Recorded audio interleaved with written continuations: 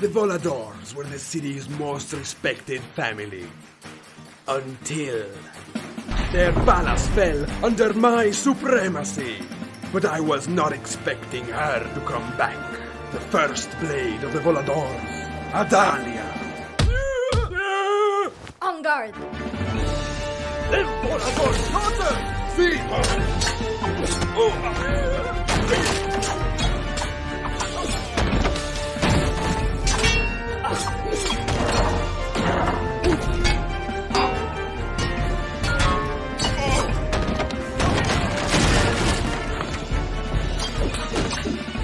Wait until our master learns about it. What is she doing here? You're ruining the festivities. Please excuse me, signorina. Ah, come on, I thought this palace was guarded. Show me you're worthy of your name, Volador. Be careful, senor. You could hurt someone with that toy. She's over there. It is time to end this masquerade. It's too late, Adalia.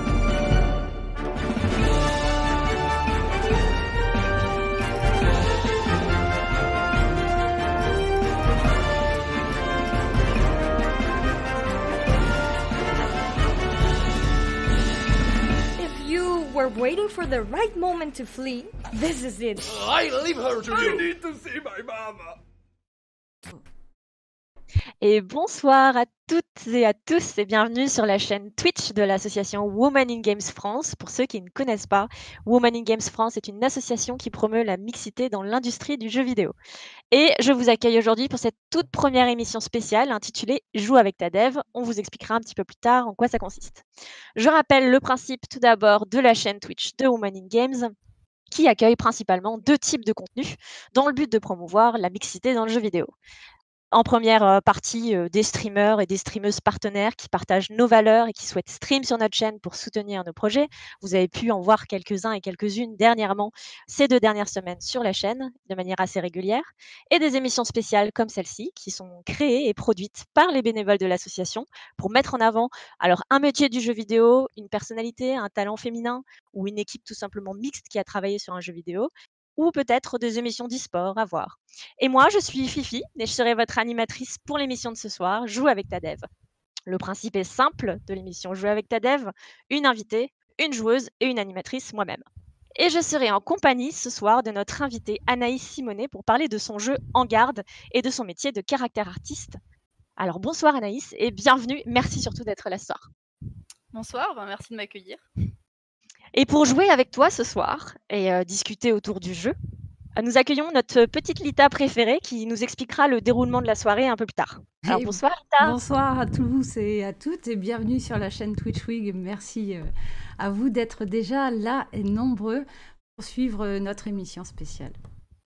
Et je tiens, avant de démarrer, à remercier nos modérateurs et modératrices bénévoles qui seront là tout au long de la soirée pour surveiller le chat, mais aussi pour répondre à vos questions, pour tout simplement animer un petit peu ce chat. Et vous pourrez à tout moment partager vos avis, vos commentaires, poser vos questions à Anaïs ou à Lita. N'hésitez surtout pas, tout me sera partagé et je pourrai intervenir tout au long de l'émission pour poser vos questions. Alors merci bien sûr d'être bienveillant et respectueux dans le chat. Vous pouvez exprimer vos opinions, il n'y a aucun souci, à partir du moment où vous êtes poli et respectueux. Et vous pouvez bien sûr poser toutes sortes de questions, il n'y a pas de tabou et il n'y a pas de questions bêtes. Et maintenant, je donne la parole à Lita. Est-ce que tu es prête? Est-ce que tu peux nous expliquer un petit peu le déroulement de la soirée? Oui, alors bien sûr, Fifi, merci. On va en fait avoir une émission Joue avec ta dev. Dans un premier temps, on va se focaliser sur Anaïs Simonet, ici présente, caractère artiste 3D. Pour mieux la découvrir, elle nous racontera son parcours, sa vocation et bien sûr son travail au sein de l'équipe qui a développé le jeu En garde. Et dans une deuxième partie, j'aurai l'honneur et le plaisir de jouer à ce jeu. Donc on le découvrira ensemble et Anaïs sera parmi nous, bien sûr, pour commenter et faire une rétrospective de ces années. Et voilà, j'espère que vous saurez nous soutenir. Et vous découvrirez donc ce jeu qui est magnifique. Oui, on voit déjà que dans le chat, il y en a qui ont du goût parce qu'ils disent que le jeu est super joli. Donc, merci.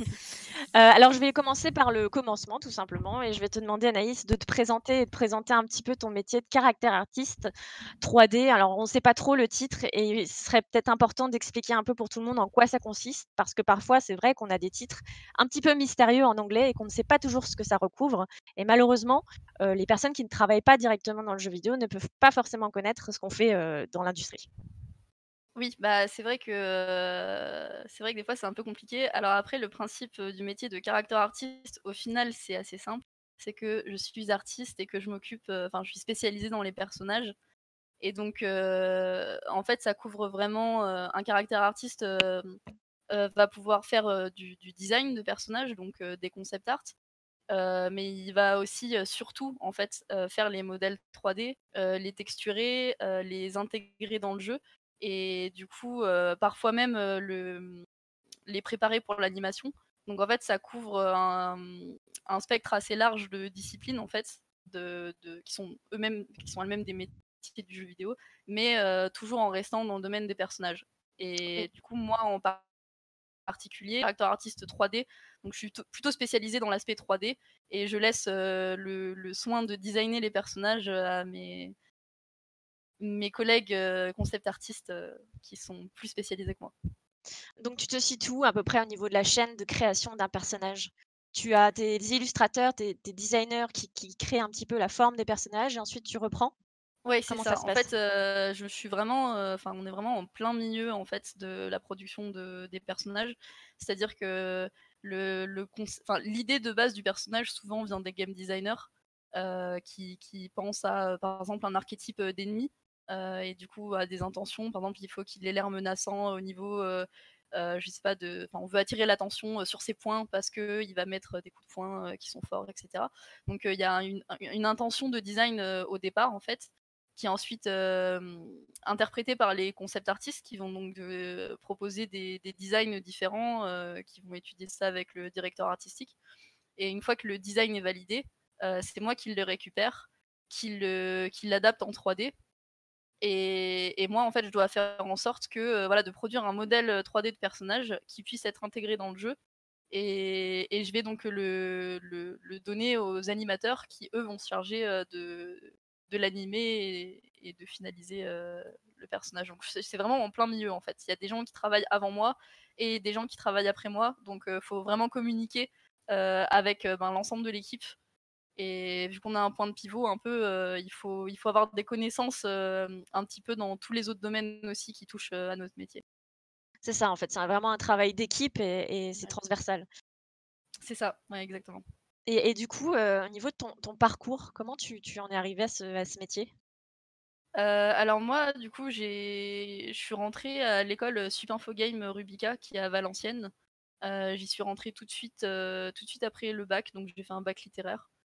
Hem Et en fait, je me suis spécialisée assez vite dans les personnages parce que quand j'étais plus jeune, j'aimais bien dessiner. À la base, je pensais que je voulais être illustratrice ou concept artiste et en fait, je dessinais vraiment que des personnages. Enfin, je détestais, faire autre chose, dessiner des bâtiments et tout, ça m'ennuyait, clairement et du coup, les personnages, c'était déjà mon truc et en fait, après, quand j'ai découvert les logiciels de 3D à l'école, et que j'ai commencé à en faire, je me suis rendu compte que ça me plaisait aussi et du coup que ce qui me plaisait, c'était vraiment, ouais, de faire les personnages en 3D. Donc dès la fin de la première, début de la deuxième année, j'ai commencé à me spécialiser là-dedans, à travailler un petit peu, à côté de l'école, sur des projets perso et du coup, j'ai pu en quatrième et en cinquième année, faire des stages dans ce domaine-là et donc c'est comme ça que j'ai vraiment pu me faire un peu d'expérience, me spécialiser et puis accéder ensuite, à cette spécialité, en sortant de l'école. OK Ensuite, et je pardon. sais pas si je parle après, J'ai non, non, oui, il y a de une mon petite, métier un petit peu. oui, il y a une petite question déjà parce que c'est vrai que tu l'as abordé, tu as abordé le terme 3D et on a Ah oui. Bistouflex96 dans le chat. Merci pour le pseudo, c'est intéressant. Il pose la question, il ou elle pose la question: «Pourrais-tu nous expliquer la différence entre la 2D et la 3D, s'il te plaît?» Oui, la 2D, ça va être, tout ce qui est, dessin, en fait, on va dire, pour dire ça À simplement. plat? Enfin, c'est ça, ouais, c'est des en fait, c'est des images, fixes. C'est vraiment, voilà, quand on voit quand on voit une image promotionnelle d'un jeu, en fait, on dit que c'est de la 2D, même si c'est un rendu 3D qui a été fait. Ça fait partie des métiers de la 2D, en fait, dans le sens où c'est voilà, le but d'un artiste 2D, ça va être de rendre des images qui sont plates, peu importe comment il travaille. La 3D, ça va être vraiment, en fait, ça va consister à, en gros, pour essayer de simplifier le truc, on va définir des points dans l'espace, dans un espace du coup en 3D, donc avec une largeur, une profondeur et une hauteur. Et en fait, ces points connectés entre eux vont créer un modèle 3D qui du coup on va pouvoir en fait tourner autour, on va pouvoir l'animer, on va pouvoir le changer, enfin changer son éclairage, etc. Et c'est vraiment quelque chose qui est interactif comparé à une image, un dessin qui, une fois qu'il est fait, ne peut plus bouger, quoi. Et donc du coup, en général, la plupart des jeux vidéo maintenant sont faits en 3D, même s'il y a encore quelques jeux 2D, mais la plupart des gros jeux, en tout cas, sont faits en 3D. Donc il y a forcément un passage entre l'idée de base, le dessin du personnage qu'on va avoir à l'origine du design et le vrai personnage qui va se retrouver dans le jeu, le vrai modèle. Du coup, il faut passer en 3D, quoi. Parce que la 3D permet aussi peut-être d'apporter du réalisme.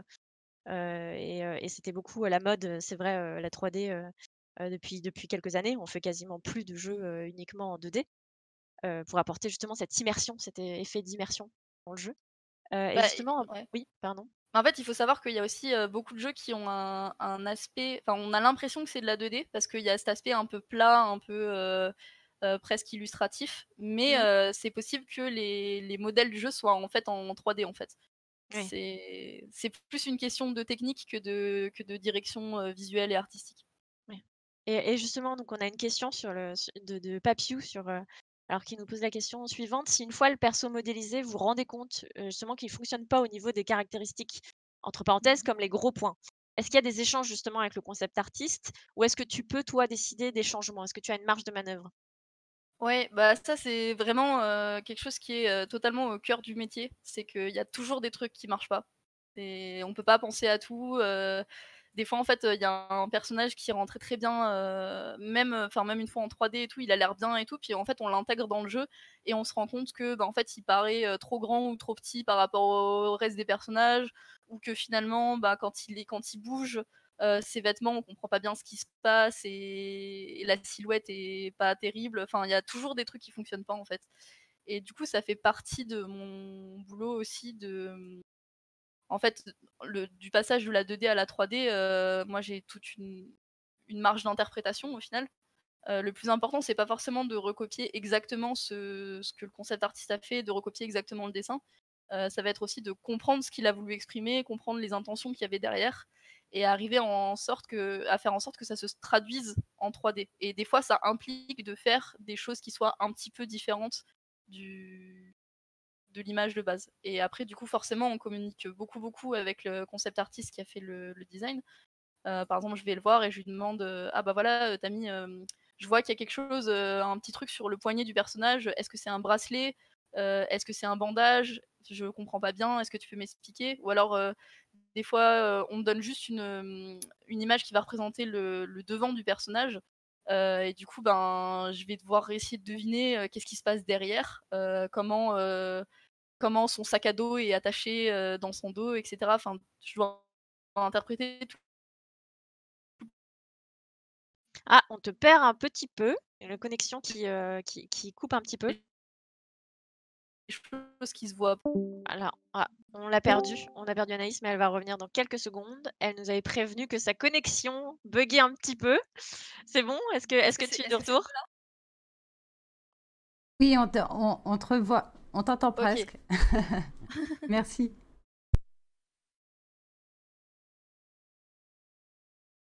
Ok. Est-ce que tu es là, Anaïs? Oui, je suis là, ouais. Oui, c'est J'ai bon. des petits Alors, soucis. oui.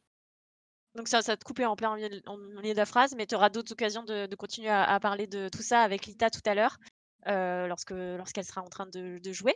On va continuer un petit peu sur ton parcours pour Ouais. avancer. Donc tu parlais de tes études, de tes stages, et tes expériences professionnelles. Où en es-tu aujourd'hui? Quelles sont tes dernières Bah, expériences? alors du coup, en fait, mon stage de fin d'études, je l'ai fait à Amplitude Studio à Oui. Paris, où j'ai travaillé sur le jeu Humankind, qui a été annoncé il y a pas très longtemps. Et du coup, je m'occupais d'une partie des personnages du jeu. Et je suis restée, enfin en comptant mon stage enfin j'étais embauchée en fait à la fin de mon stage. Donc en comptant le stage, je suis restée un petit peu plus d'un an. Et du coup là, je suis partie d'Amplitude et j'ai rejoint Slowclap, donc qui est le studio qui a fait le jeu Absolver pour ceux qui connaissent. Et donc là, je travaille sur leur nouveau projet dont je peux pas trop parler parce qu'il est encore D'accord. secret. Voilà. D'accord. Et ben, on va évoquer le projet qui nous intéresse aujourd'hui plus particulièrement, ton projet étudiant en garde. Donc, est-ce que tu peux nous expliquer un petit peu le projet, comment ça a été créé et je crois savoir que ça a eu quand même un beau succès. Ouais. Nous expliquer vraiment comment l'idée vous est venue, comment vous avez pu travailler ensemble et aboutir à ce travail.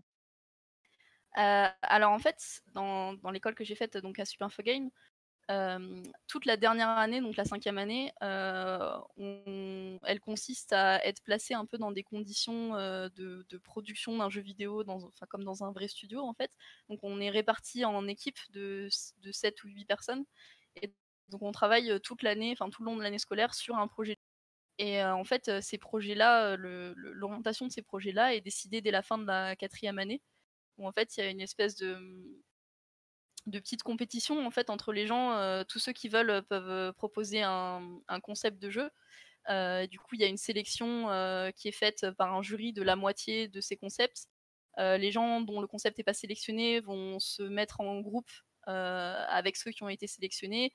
Et comme ça, ensuite, il y a un autre jury et donc on divise encore. Et en fait, au fur et à mesure, on arrive à cette dernière sélection des quelques projets qui vont être réalisés l'année d'après.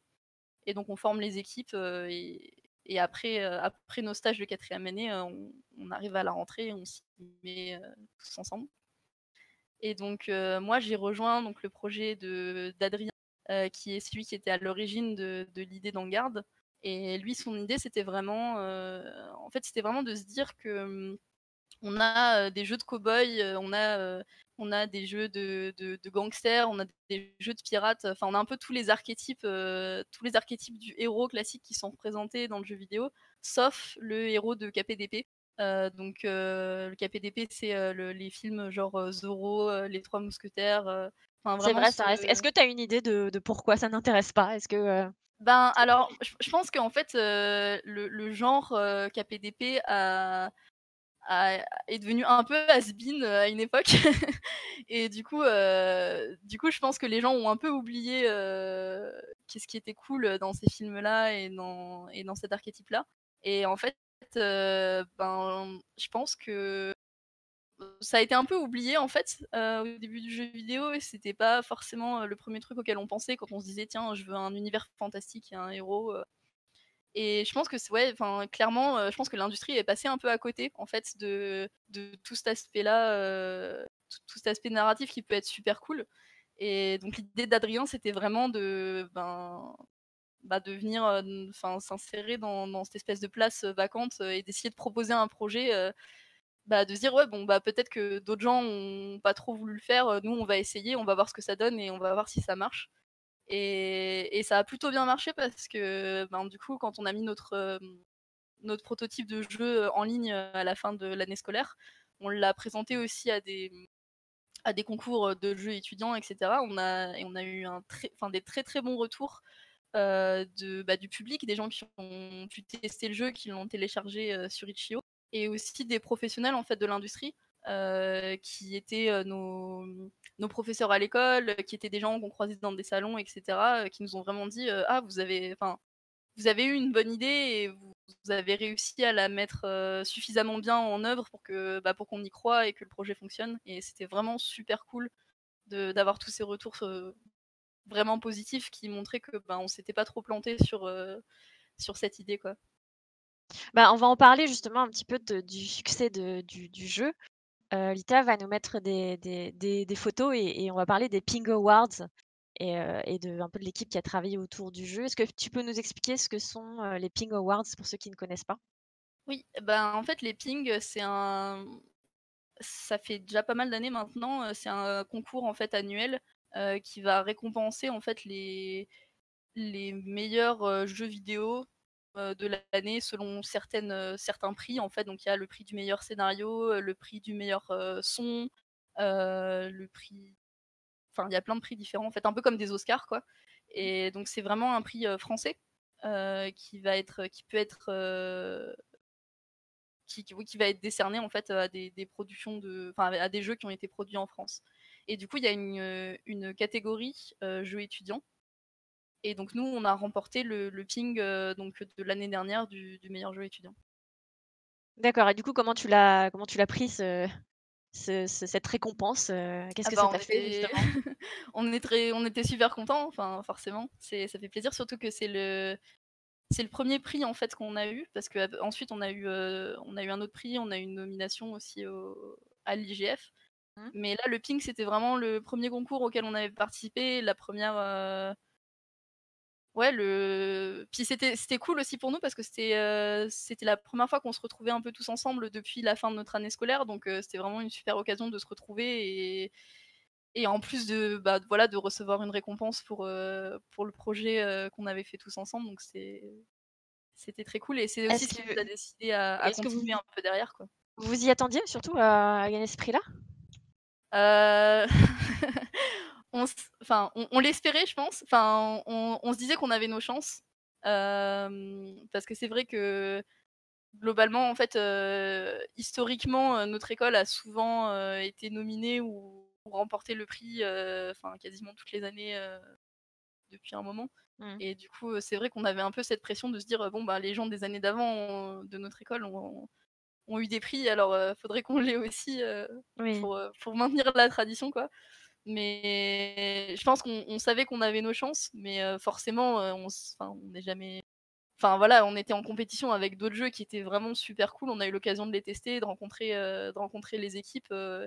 Et franchement, il y a plein de jeux qui méritaient de gagner. Et du coup, pour nous, c'était vraiment un honneur de se dire que voilà, malgré la qualité des autres jeux qui étaient avec nous, ben, le jury a choisi de nous récompenser et c'était vraiment super, quoi.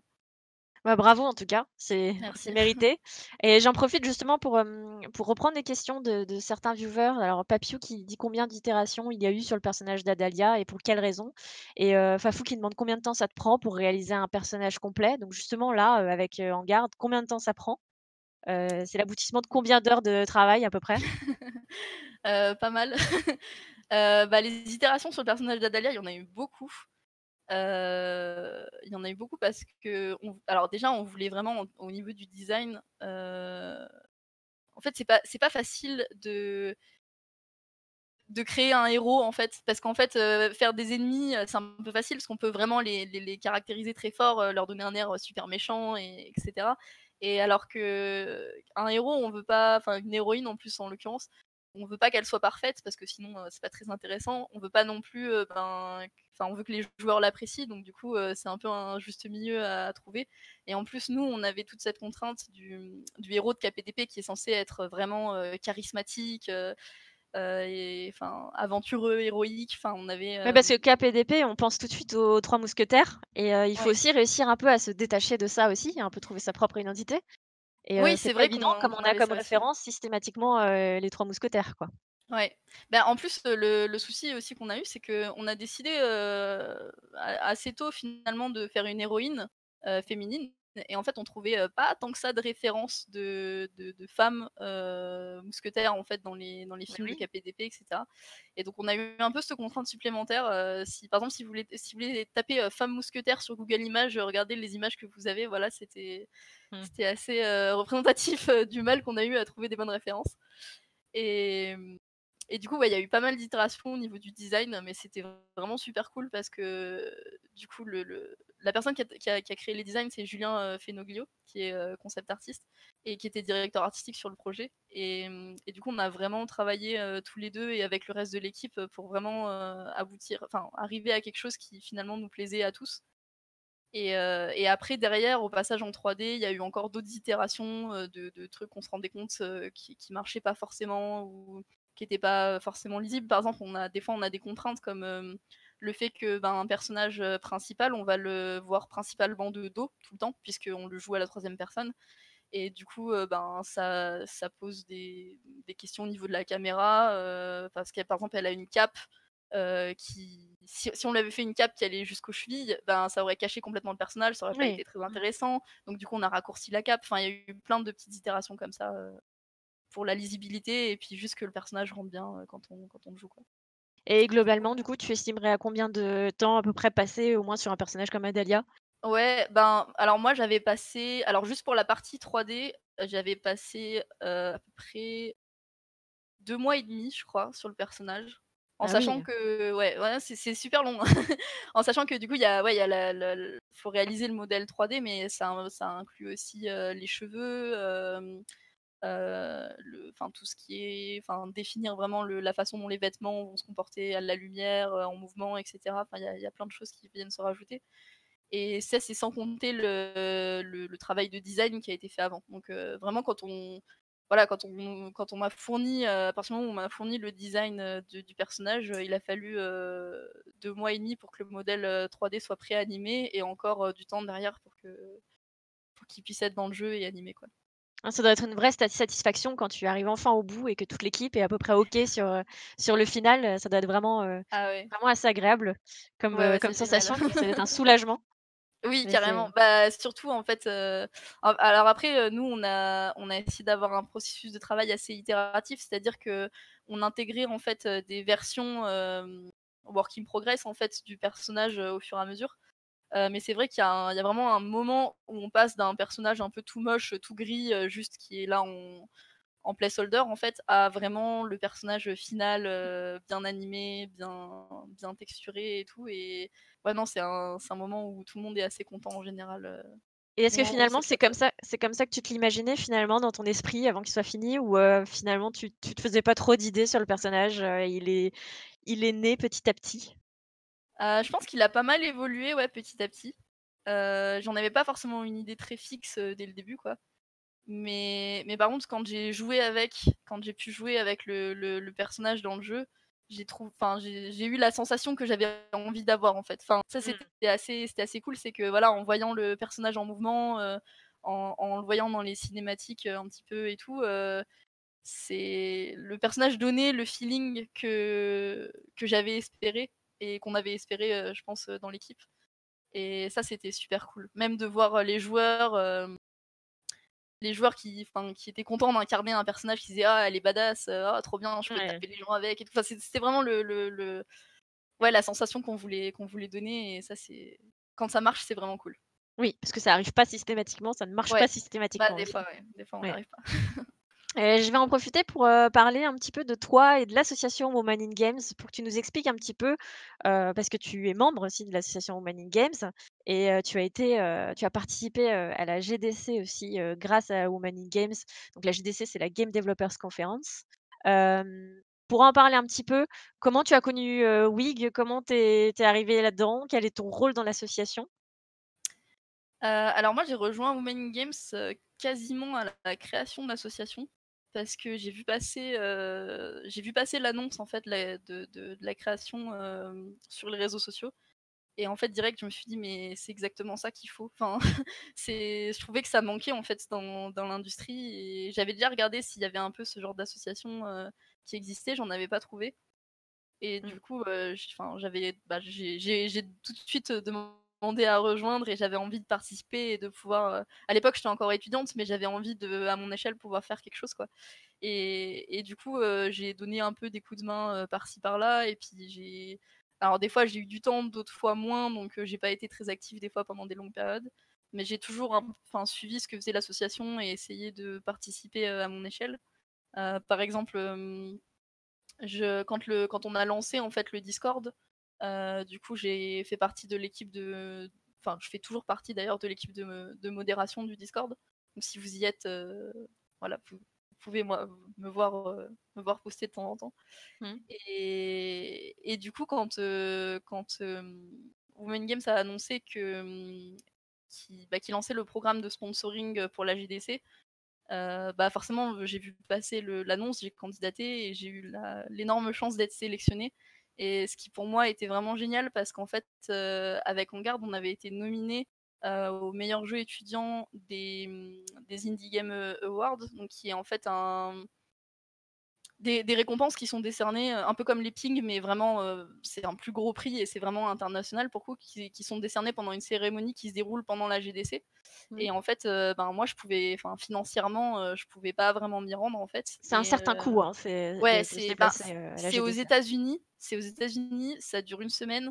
Les billets, je crois que les billets à plein tarif, c'est genre autour de 2 000 $ le billet pour les 5 jours, donc c'est Ouais, extrêmement cher. oui. Et enfin, c'est vraiment quelque chose qui normalement est accessible que, quand on atteint un certain niveau de seniorité dans une entreprise, dans une grosse entreprise de jeux vidéo et que le billet est payé par la boîte.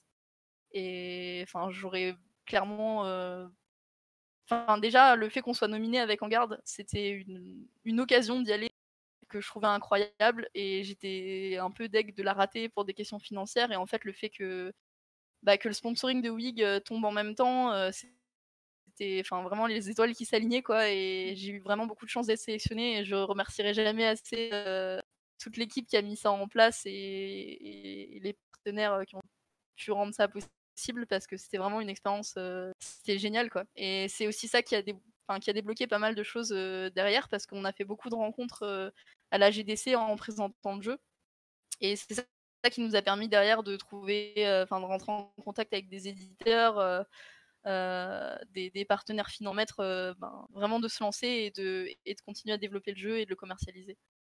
Et c'est vraiment une super opportunité et je pense qu'on va le refaire cette année. Donc voilà, Oui. pour les personnes qui sont intéressées, vraiment, n'hésitez pas à postuler quand on Ouais, quand je on vous annoncera, encourage mais très clairement à postuler. Enfin, c'est vraiment, une vraiment super expérience. Enfin, ça m'a apporté énormément de choses et vraiment tout le monde a sa chance. Enfin, moi, on m'a envoyé alors que je venais juste de sortir de mes études, je pensais pas du tout être sélectionnée et j'ai quand même été prise et en plus cette année, le programme est prévu pour 5 personnes. L'année dernière, on n'était que 3 ouais. donc franchement, foncez. Et ben, on va bientôt passer, au jeu. On va Ouais. bientôt laisser Lita. Avant ça, je voulais rappeler qu'on peut télécharger sur le web, donc sur le site engarde-game.com, le jeu. Donc il y a une petite commande qui a été mise en place dans le chat. Il faut faire point d'exclamation, jeu, je crois, et point d'exclamation en garde et on tombe sur l'adresse pour aller télécharger le jeu. Et je vais, laisser Lita, aux commandes maintenant, du jeu et Anaïs, toi, tu commenteras, ce que Lita va nous faire. Lita, es-tu toujours là?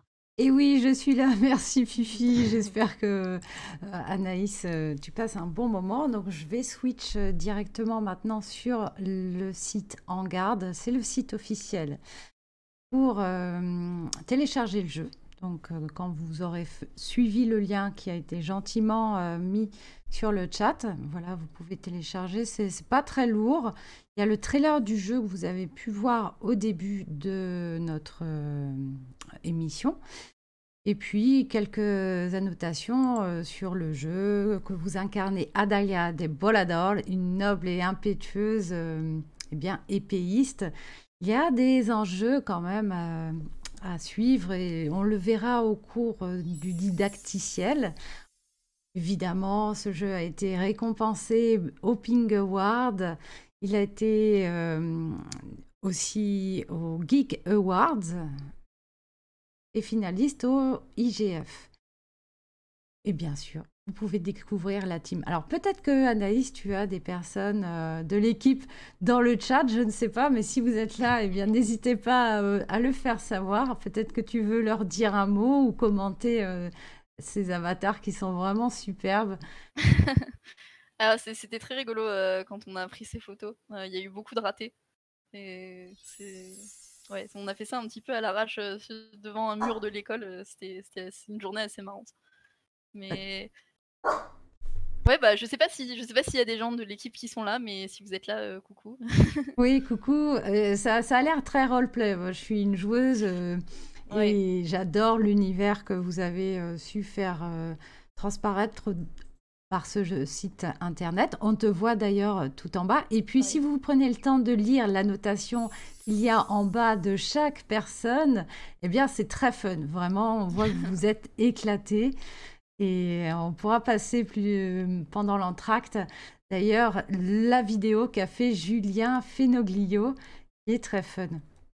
Donc voilà les remerciements. Sur ce site, eh bien, le but c'est d'y jouer. Vous allez cliquer ici et on se retrouve sur la page web qui vous permettra de télécharger le jeu.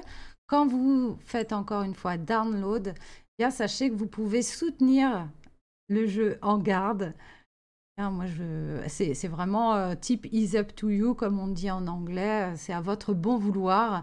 Ça peut être aussi gratuit si vous mettez 0.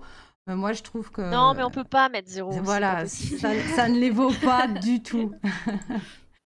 Donc, on va... Et d'ailleurs, j'en profite pour une question Oui. encore de Beast2Flex96. Comptes-tu lancer en garde sur Steam ou sur une autre plateforme? Ah, c'est une bonne question. Je pense qu'on compte, on compte lancer, en tout cas, on compte développer en garde pour console et PC. Pour PC, est-ce qu'on sera sur Steam? Je pense qu'a priori oui, mais c'est pas forcément une question qui est encore réglée pour l'instant parce que ça implique pas mal de choses d'utiliser la plateforme Steam. Ça implique pas mal de frais. Ouais, c'est ça, faut le dire. c'est ça. Donc, c'est probable, mais je peux pas confirmer encore. En tout cas, il sera dispo sur PC. D'accord, et je prends encore une dernière question et après je laisse Lita continuer parce que j'avais une question sur encore la GDC dont on a parlé juste avant. C'est Fafou qui demande quel a été ton meilleur souvenir de la GDC? Je sais pas, il y en a plein. Je pense les 2 moments qui m'ont le plus marqué, c'était déjà la cérémonie des awards à laquelle on a participé. Du coup, en plus, vu qu'on était nominés, on était vraiment dans le carré VIP, tout devant la scène. C'était vraiment génial et c'était vraiment une soirée incroyable. Il y avait que des jeux, les autres jeux étudiants qui étaient présentés étaient genre vraiment super cool. Il y a eu une soirée après où on a pu discuter avec eux et tout. C'était vraiment une super soirée et c'était très cool de pouvoir assister à ça. Et après sur un truc un peu plus personnel, il y a un truc qui m'a pas mal marqué, c'est qu'en fait je suis allée j'ai participé à une table ronde sur le métier de directeur artistique. En fait, je me suis retrouvée à discuter avec quelqu'un qui a commencé, on parlait d'art, de personnages, il a commencé à me donner des conseils. Et en fait, en discutant avec lui, je me suis rendu compte qu'il était directeur artistique à Riot Games, qui est pour le coup, c'est en voyant les artworks de League of Legends que j'ai entre autres voulu, donc c'était vraiment super cool pour moi. Et en fait, il a été super sympa. Il a regardé mon portfolio en ligne, il m'a fait des commentaires sur comment m'améliorer, etc. Il m'a vraiment donné plein de conseils super utiles. Et en fait, je suis ressortie de la discussion et j'avais appris tellement de trucs en une discussion de seulement 15-20 minutes. Et c'est ce genre de rencontres assez incroyables qu'on peut faire à la GDC et qui font qu'en fait, quand on sort de 5 jours comme ça, on a l'impression d'avoir appris plus de choses que dans les 3 dernières années réunies, quoi. Ouais, c'est beaucoup dans le partage, ce type d'événement. Clairement. Et dans les rencontres. C'est super aussi pour se créer son réseau ou élargir son réseau aussi. Ouais. Parce que c'est vrai qu'on est entre gens du milieu qui se comprennent, entre guillemets. Et du coup, c'est beaucoup plus facile d'aborder certains sujets. Et du coup, on va continuer. Lita, je sais pas si tu avais encore peut-être quelque chose à dire sur Eh le jeu? bien, non, le jeu est prêt. Comme vous pouvez le voir ici, on n'attend plus que finalement, eh bien, juste de regarder le trailer. Je vous invite à le revoir. On a encore une question, mais on la Oui. gardera pour plus tard parce que la D'accord. question, elle concerne la date de sortie pour la version finale d'Engarde. Mais on en parlera un peu plus tard de la suite du futur d'Engarde. Ah, Donc on la garde pour un peu plus tard. Eh bien, on fait une petite pause pour que vous regardiez à nouveau le trailer et on se dit à tout à l'heure.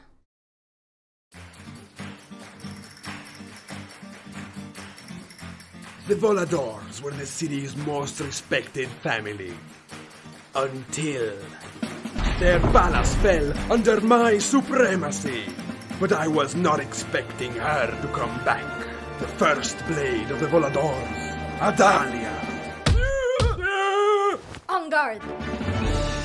L'Emperador's daughter! See her!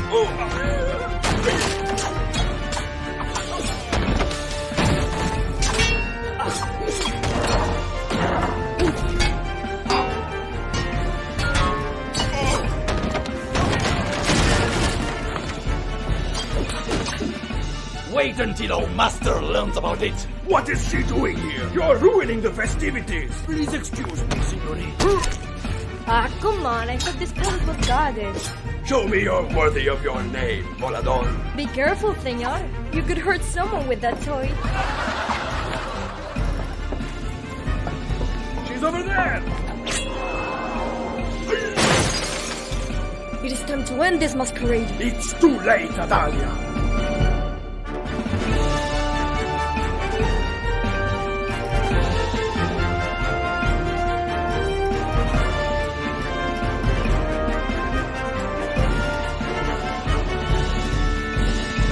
If you were waiting for the right moment to flee, this is it. I leave her to I you. need to see my mama! On guard. Greetings and salutations. I am Julien Fenoglio, and I would like to thank you on behalf of my companions and brothers in arms for nominating On Guard as Best Student Game. Since publishing our prototype, the reception has been tremendously good. The greatest video game ever made! God bless you, game developer! God bless you!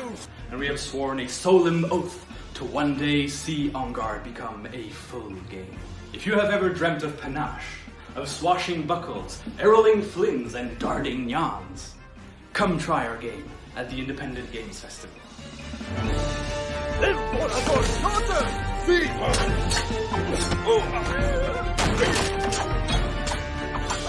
It is time to end this masquerade. It's too late, Adalia!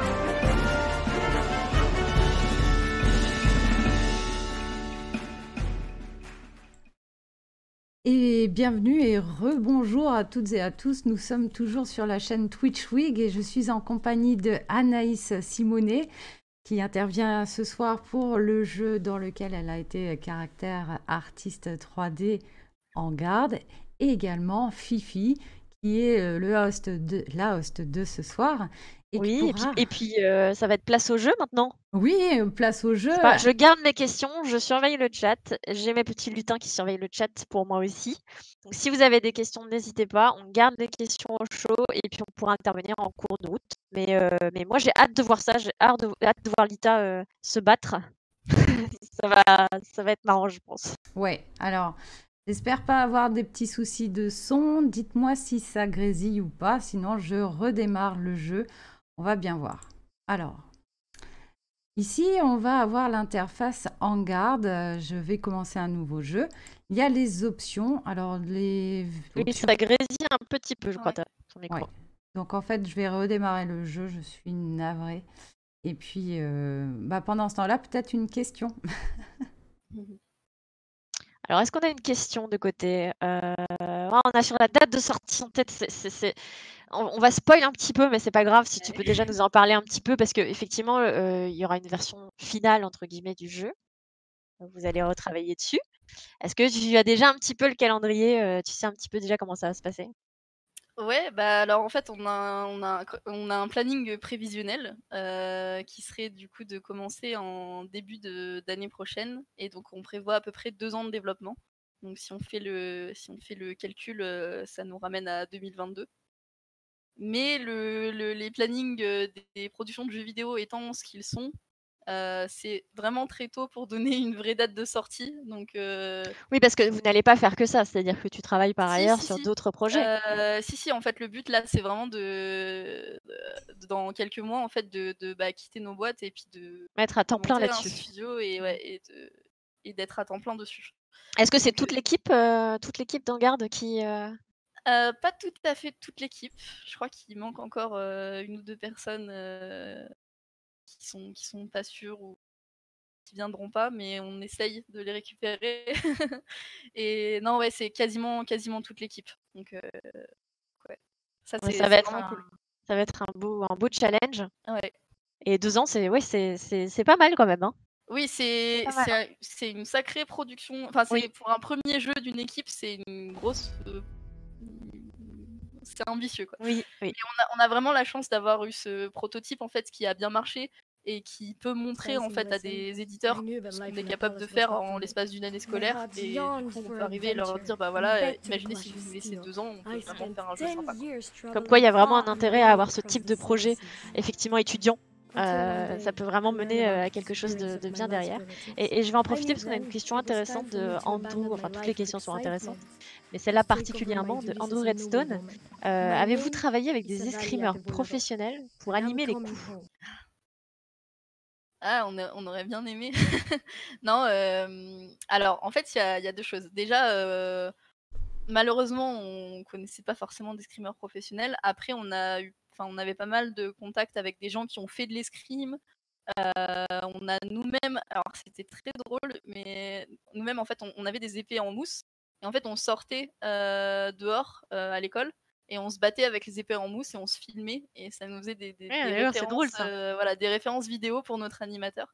Donc ouais, Tim a passé beaucoup de temps à demander à des gens de se battre et à les filmer pour avoir des références. Je pense qu'il a utilisé beaucoup de références de films, de combats d'escrime professionnels, etc.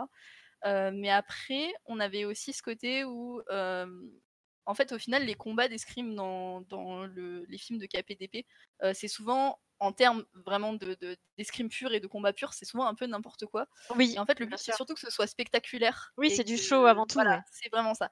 Et en fait, nous, à la base, on était partis sur un système de combat un peu plus compliqué, un peu plus réaliste et tout. Et en fait, on est revenu vraiment à ce côté de se dire, nous, on veut que le combat soit vraiment du show, soit vraiment un spectacle en fait, et qu'il y ait pas vraiment enfin que ça reste crédible, mais on voulait pas mettre l'accent sur un combat vraiment très réaliste et vraiment très hardcore en termes de jeu. Et du coup, en fait, je pense qu'on s'est plus inspiré du cinéma et des films en fait qui nous inspiraient plus que de vraies techniques de combat d'escrime, même si on a Ouais, un donc, peu mélangé les deux.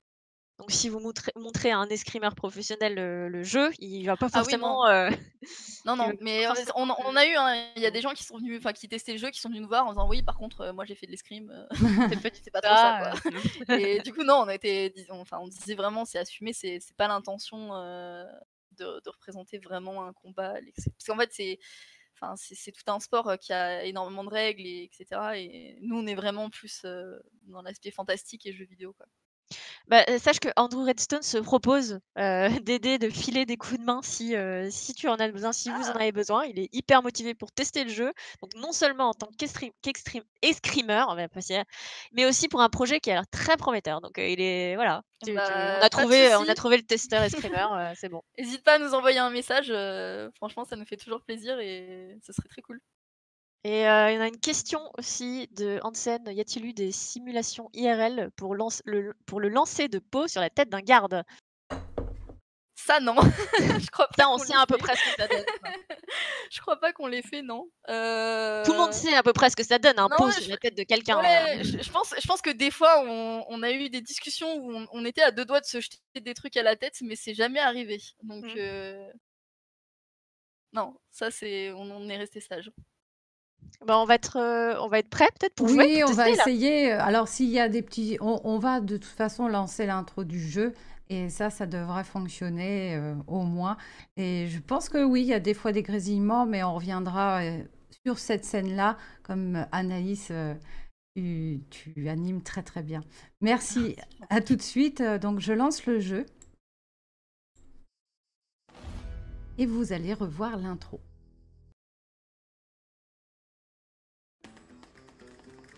Ever since my first fencing lesson, I knew that life in a palace was not for me.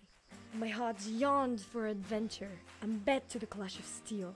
I spent 10 years traveling far and wide across the 7 seas. Until one day, I learned about the disappearance of my last relatives. I knew then it was time for me to abandon my life of excitement and to take over my duties as a noble woman. My name is Adalia de Volador, and I'm coming home. Adalia de Volador? Ha!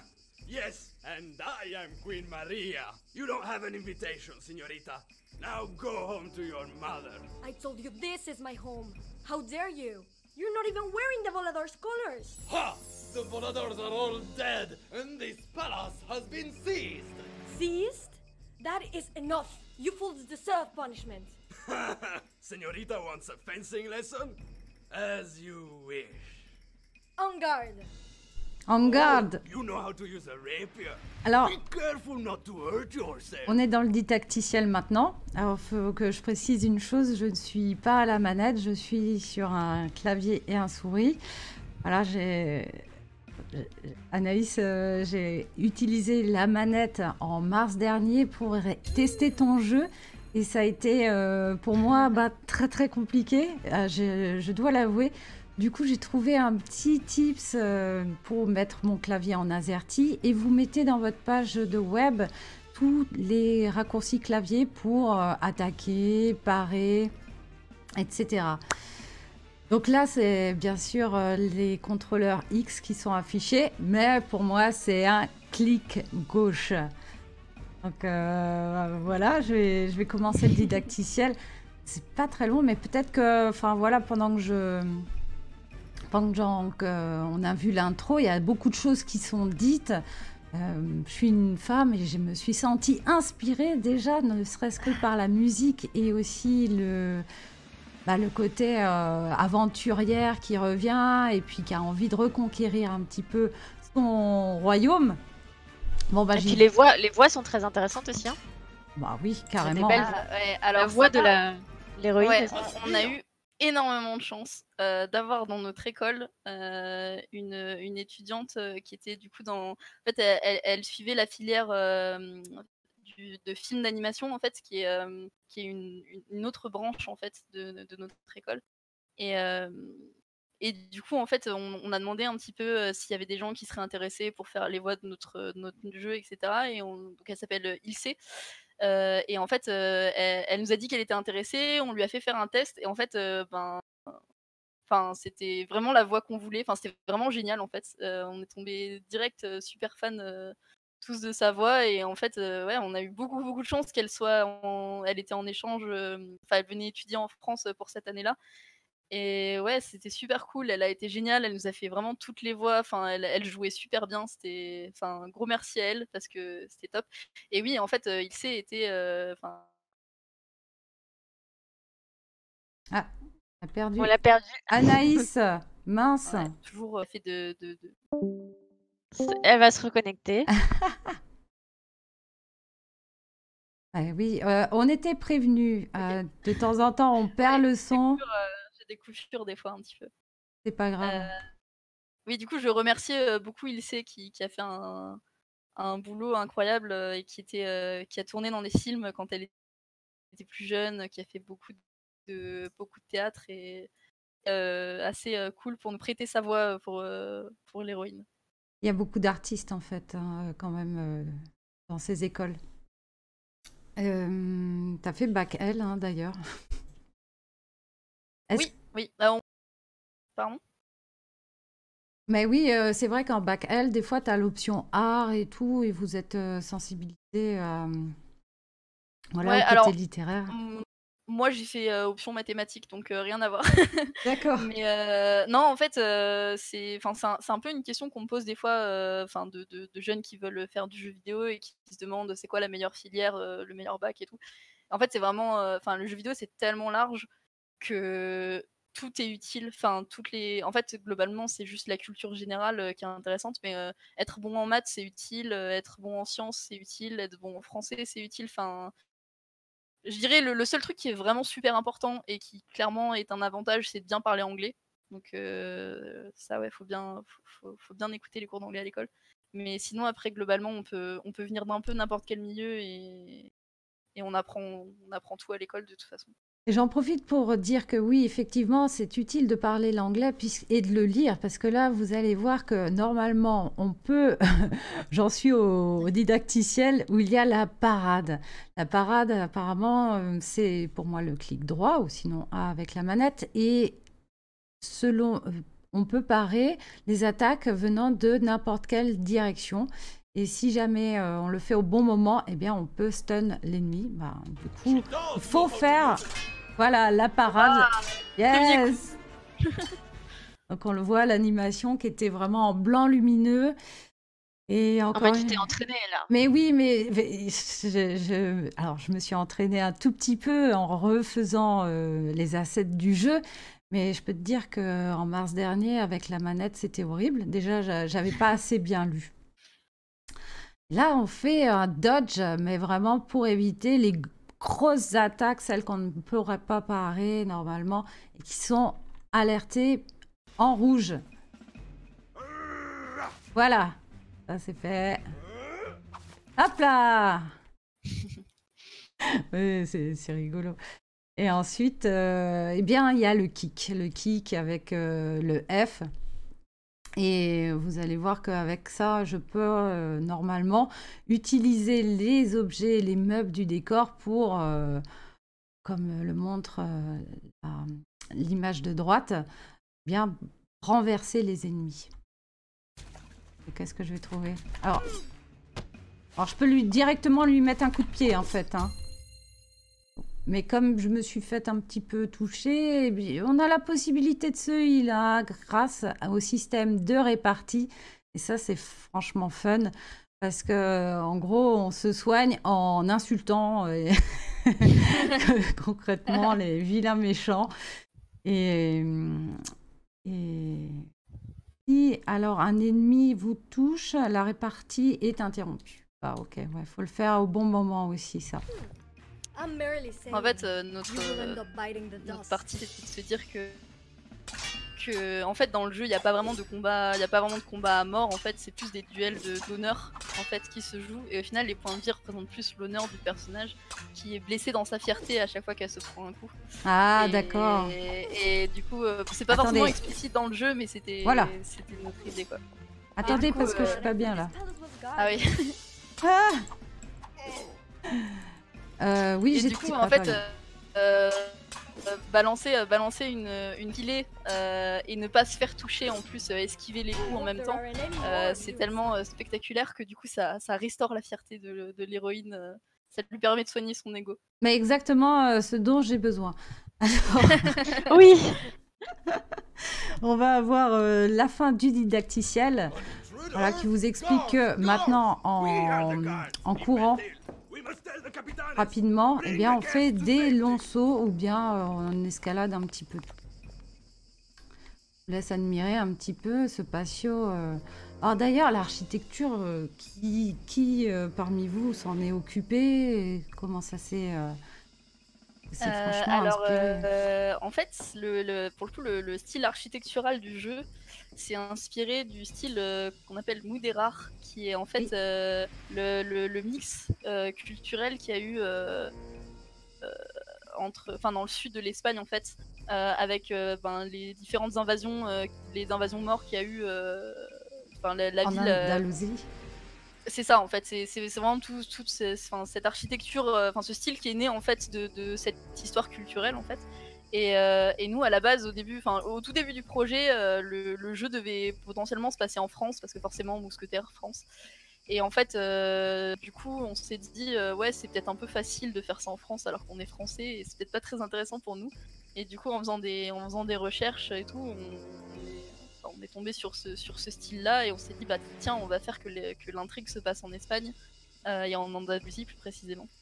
Et du coup on a vraiment pris ce style et on l'a un peu fantasmé en le rendant plus, c'est déjà un style qui est très coloré et qui fait très un peu presque Disney en fait et on l'a vraiment encore exagéré et voilà il y a eu un gros travail de la part du coup de Julien Fenolio qui était du coup notre directeur artistique qui a beaucoup rassemblé des références, fait des concept art, des illustrations pour essayer de donner ce style architectural au bâtiment. Et voilà. Et après au niveau de la 3D, on a travaillé un peu tous, Julien, moi et un peu Tim aussi, on a tous travaillé un peu dessus. Donc on était assez contents d'arriver à ce style qui est plus original que si on avait juste refait un Paris français en fait. Ah, c'est très riche. Wow. Voilà, vous avez vu que je m'amusais un petit peu avec les tables. Je m'entraîne, hein, je mets tout. J'adore les détails. Vous avez mis les chandeliers, la nourriture, les plateaux. Et tout à l'heure, il y avait une question qui passait sur le chat par rapport au film. Alors moi, ça m'a fait penser à La Folie des Grandeurs, un petit peu. Ouais, clairement. On l'a regardé ensemble. En fait, c'était assez marrant parce que du coup, de temps en temps, on se faisait des soirées films. On regardait des films de KPDP ou des films qui pouvaient nous inspirer. On a regardé La Folie des Grandeurs, quelques-uns d'entre nous. Dans les films qui nous ont inspirés, il y avait aussi forcément Zorro. En fait, c'était vraiment une grosse référence. Il y a aussi un Pirate des Caraïbes parce que en fait, mine de rien, le héros Jack Sparrow correspondait vraiment à ce qu'on voulait, ce qu'on voulait au niveau de notre héroïne en fait. Le caractère est assez similaire et on trouvait ça assez sympa. Puis il y a plein de références de combat un peu cool. Ok. Je vais rebondir sur une question justement qui a été posée tout à l'heure, qui était est-ce que tu peux citer un petit peu des films peut-être qui vous ont inspiré, qu'à vous avez pensé? Là, tu parlais de Pirates des Caraïbes. Est-ce que tu as d'autres pistes? Adrien va me maudire parce que j'ai un trou de mémoire et je saurais pas ressortir tous les films. Les Robins des Bois, non, à l'époque? Oui, bien sûr. Il y a plein de... Enfin, globalement... On a... En fait, il y a tellement de films. Il y a des films... Je crois qu'il y a un film qui s'appelait Capitaine à la Triste ou un truc comme ça. Je l'ai pas vu moi, mais je sais que ça rance aussi. Il y a globalement genre plein de... Adrien, aide-moi. Il je crois est que je l'ai vu passer dans le chat. Oui, tous les films, c'est ça. Merci Adrien. Je cherchais le nom. Tous les films d'Errol Flynn en fait.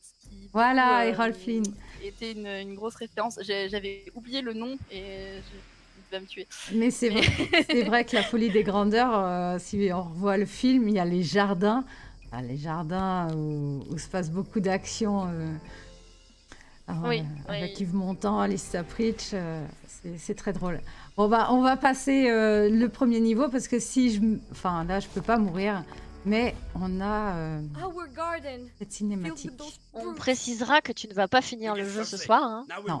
Tu vas juste nous montrer un petit peu. Parce que sinon, je pense à discuter comme ça, on en a jusqu'à... Alors, je sais pas justement jusqu'à combien de temps le jeu, on peut le finir en combien de temps à peu près? En connaissant le jeu et en allant un peu vite, on peut le faire en 20 minutes, je dirais. Mais la plupart des gens mettent quand même 25-30 minutes. Parce que le boss, c'est un petit peu difficile, donc il faut souvent le recommencer. Oui, Lita peut confirmer, oui. C'est le prototype d'un jeu, donc il va y avoir un niveau ouvert où, en gros, il y a déjà 3 capitaines plus un boss.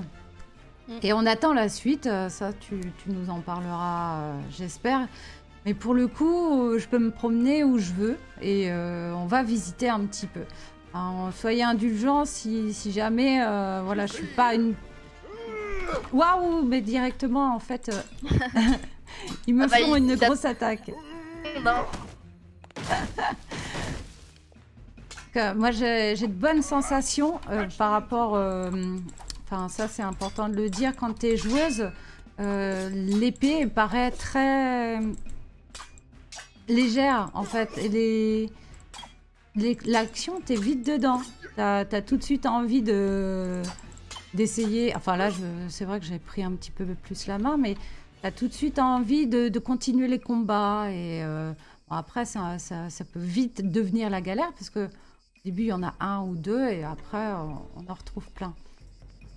Ouais, c'est vraiment un gros travail qui a été fait par nos game designers et notamment Sylvain qui a beaucoup travaillé sur ce qu'on appelle les 3C, donc qui sont les contrôles et en fait, c'était vraiment le but, c'est d'avoir quelque chose qui soit facile à prendre en main. On cherchait vraiment pas un combat compliqué, comme je disais tout à l'heure, on voulait pas que ce soit un jeu difficile en fait. Le but c'était vraiment d'essayer d'avoir un personnage fluide et ouais. En fait. Et du coup il y a eu un bon travail des game designers là-dessus, donc je pense que ça leur fera très plaisir que tu dis. Ah oui, oui, vraiment, en fait, la sensation, enfin, c'est pour ça, faut pas hésiter à le tester, est très bonne. Et est-ce qu'on peut en parler des papillons? Parce que, alors, je Ah oui. trouve qu'ils sont... Alors ça, je vais passer un petit message personnel, mais les papillons, c'est Aurélie, ma meilleure amie, qui nous les a fait pour le jeu, qui n'était pas sur le projet, mais je lui ai demandé de faire quelque chose pour le jeu, pour qu'il y ait une trace d'elle dans le jeu, et elle nous a... Ça me fait plaisir que tu les remarques. Waouh, mais quand ils passent comme ça devant la caméra, c'est magnifique. Donc là, je suis en train de marcher sur un cadavre. Moi, j'ai remarqué toute autre chose qui n'a rien à voir avec des papillons. Mais effectivement, tu te parlais un peu de l'aspect Disney, etc. Et en fait, il n'y a pas de sang. Oui. N'est-ce pas? Oui. Ça c'est fait exprès. Parce que c'est fait exprès, ouais. C'est pas un truc que les gens...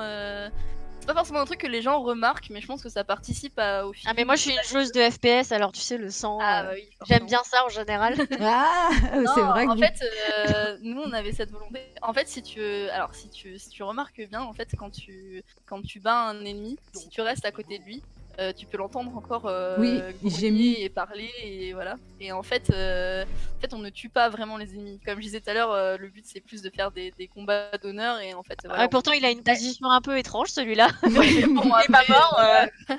Ouais, ils ont peut-être des jambes cassées, mais ça c'est réparable. Ouais. Mais non, oui, c'était un peu une de nos intentions, c'était d'avoir vraiment un côté bon enfant en fait et pas avoir trop de violence, enfin en fait de pas ramener de la violence gratuite déjà qu'on a des combats à l'épée et que le but c'est d'éliminer tout le monde. On voulait quand même quelque chose qui soit assez léger et qui reste humoristique et grand public, on va dire.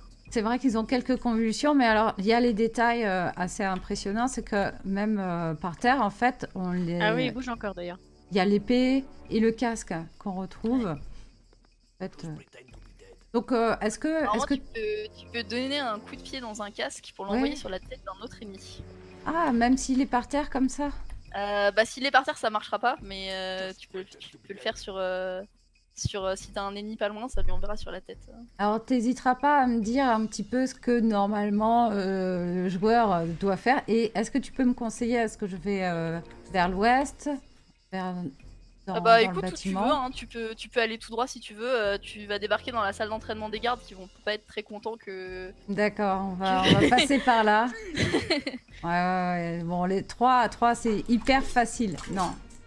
Alors attendez les gars, parce que j'étais AFK pendant un petit moment et il faut que je m'y remette.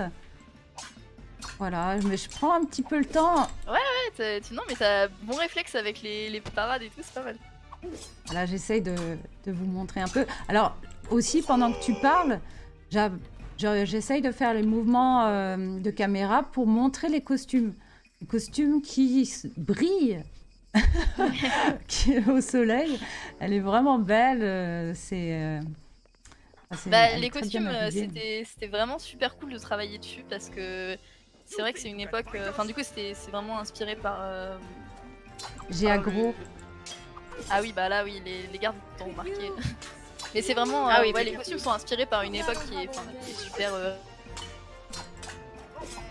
riche à tissu, brodé. Alors, attendez. Ah, ici, il y a... en fait... Quand on est caractère artiste, Oui, Anaïs, le freeze un peu là. Tu lags un petit peu.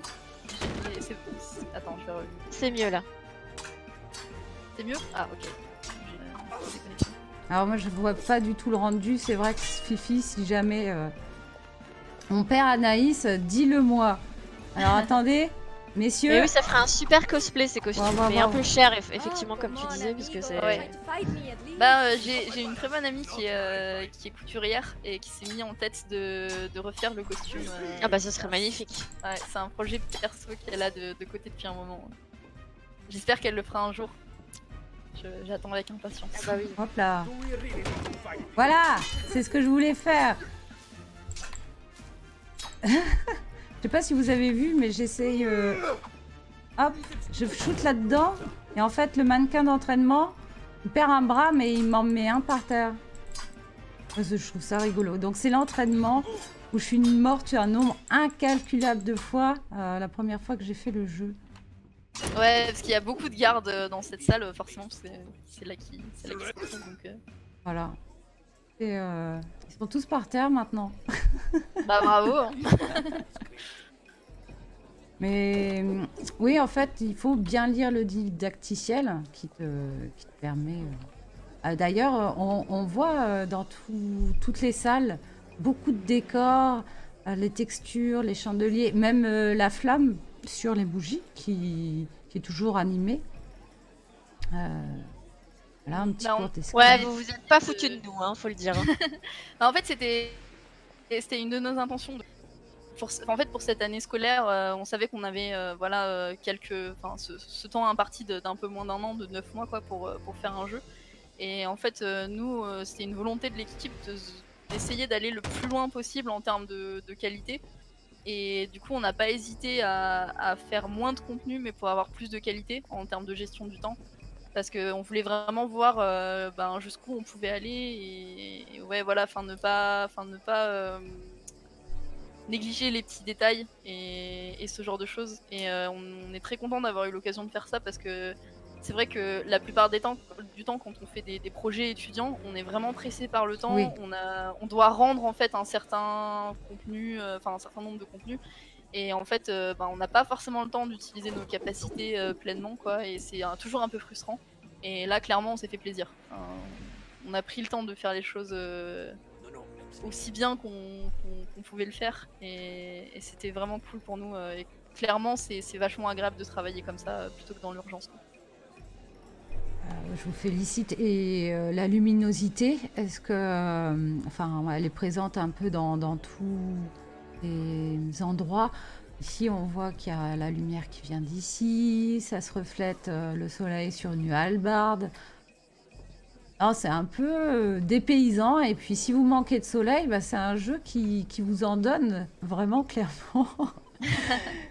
Et puis, il y a aussi beaucoup de décors. Alors, les tableaux, c'est assez marrant. En fait, c'est des tableaux classiques qui existent vraiment, mais qui ont été pour la plupart retouchés. En fait, il y a des petits détails qui changent à chaque fois.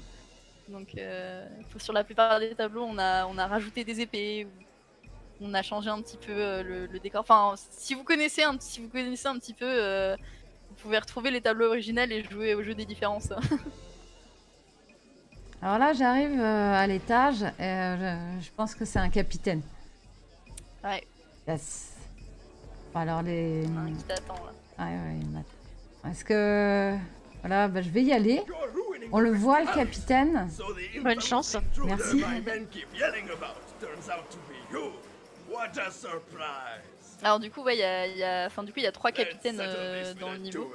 Et en fait, chacun est un peu un mini-boss. Chacun a un peu sa spécialité, on va dire, et se bat différemment. Enfin, chacun a son style de combat en fait. Et du coup, Antonio, c'est le gars qui va te provoquer en duel et va montrer qu'il est le plus fort.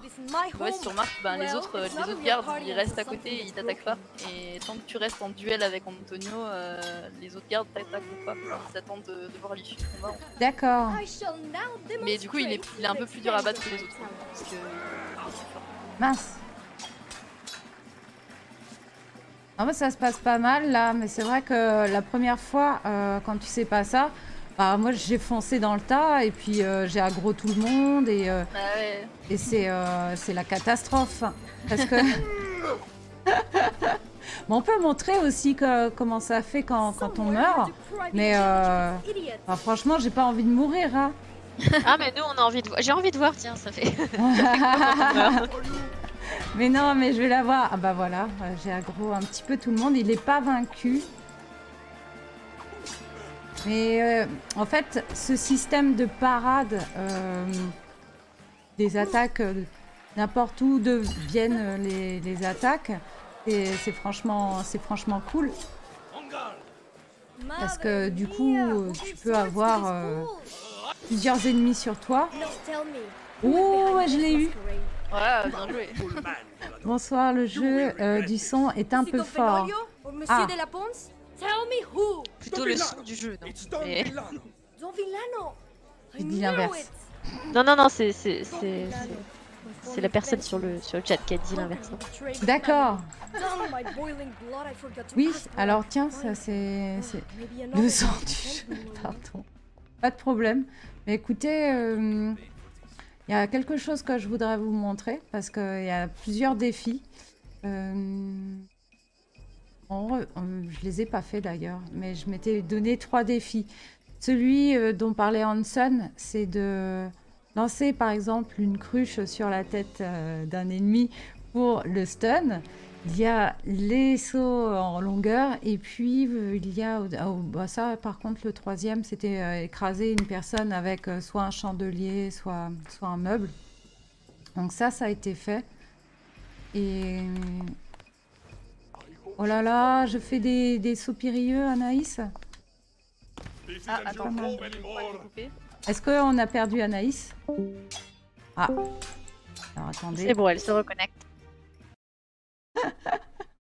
Vous avez Anaïs. perdu.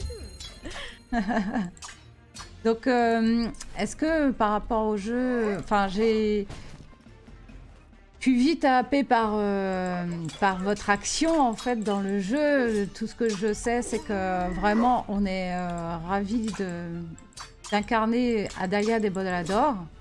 Le jeu et le son du jeu est un peu fort, donc ce que je peux faire, c'est peut-être le baisser.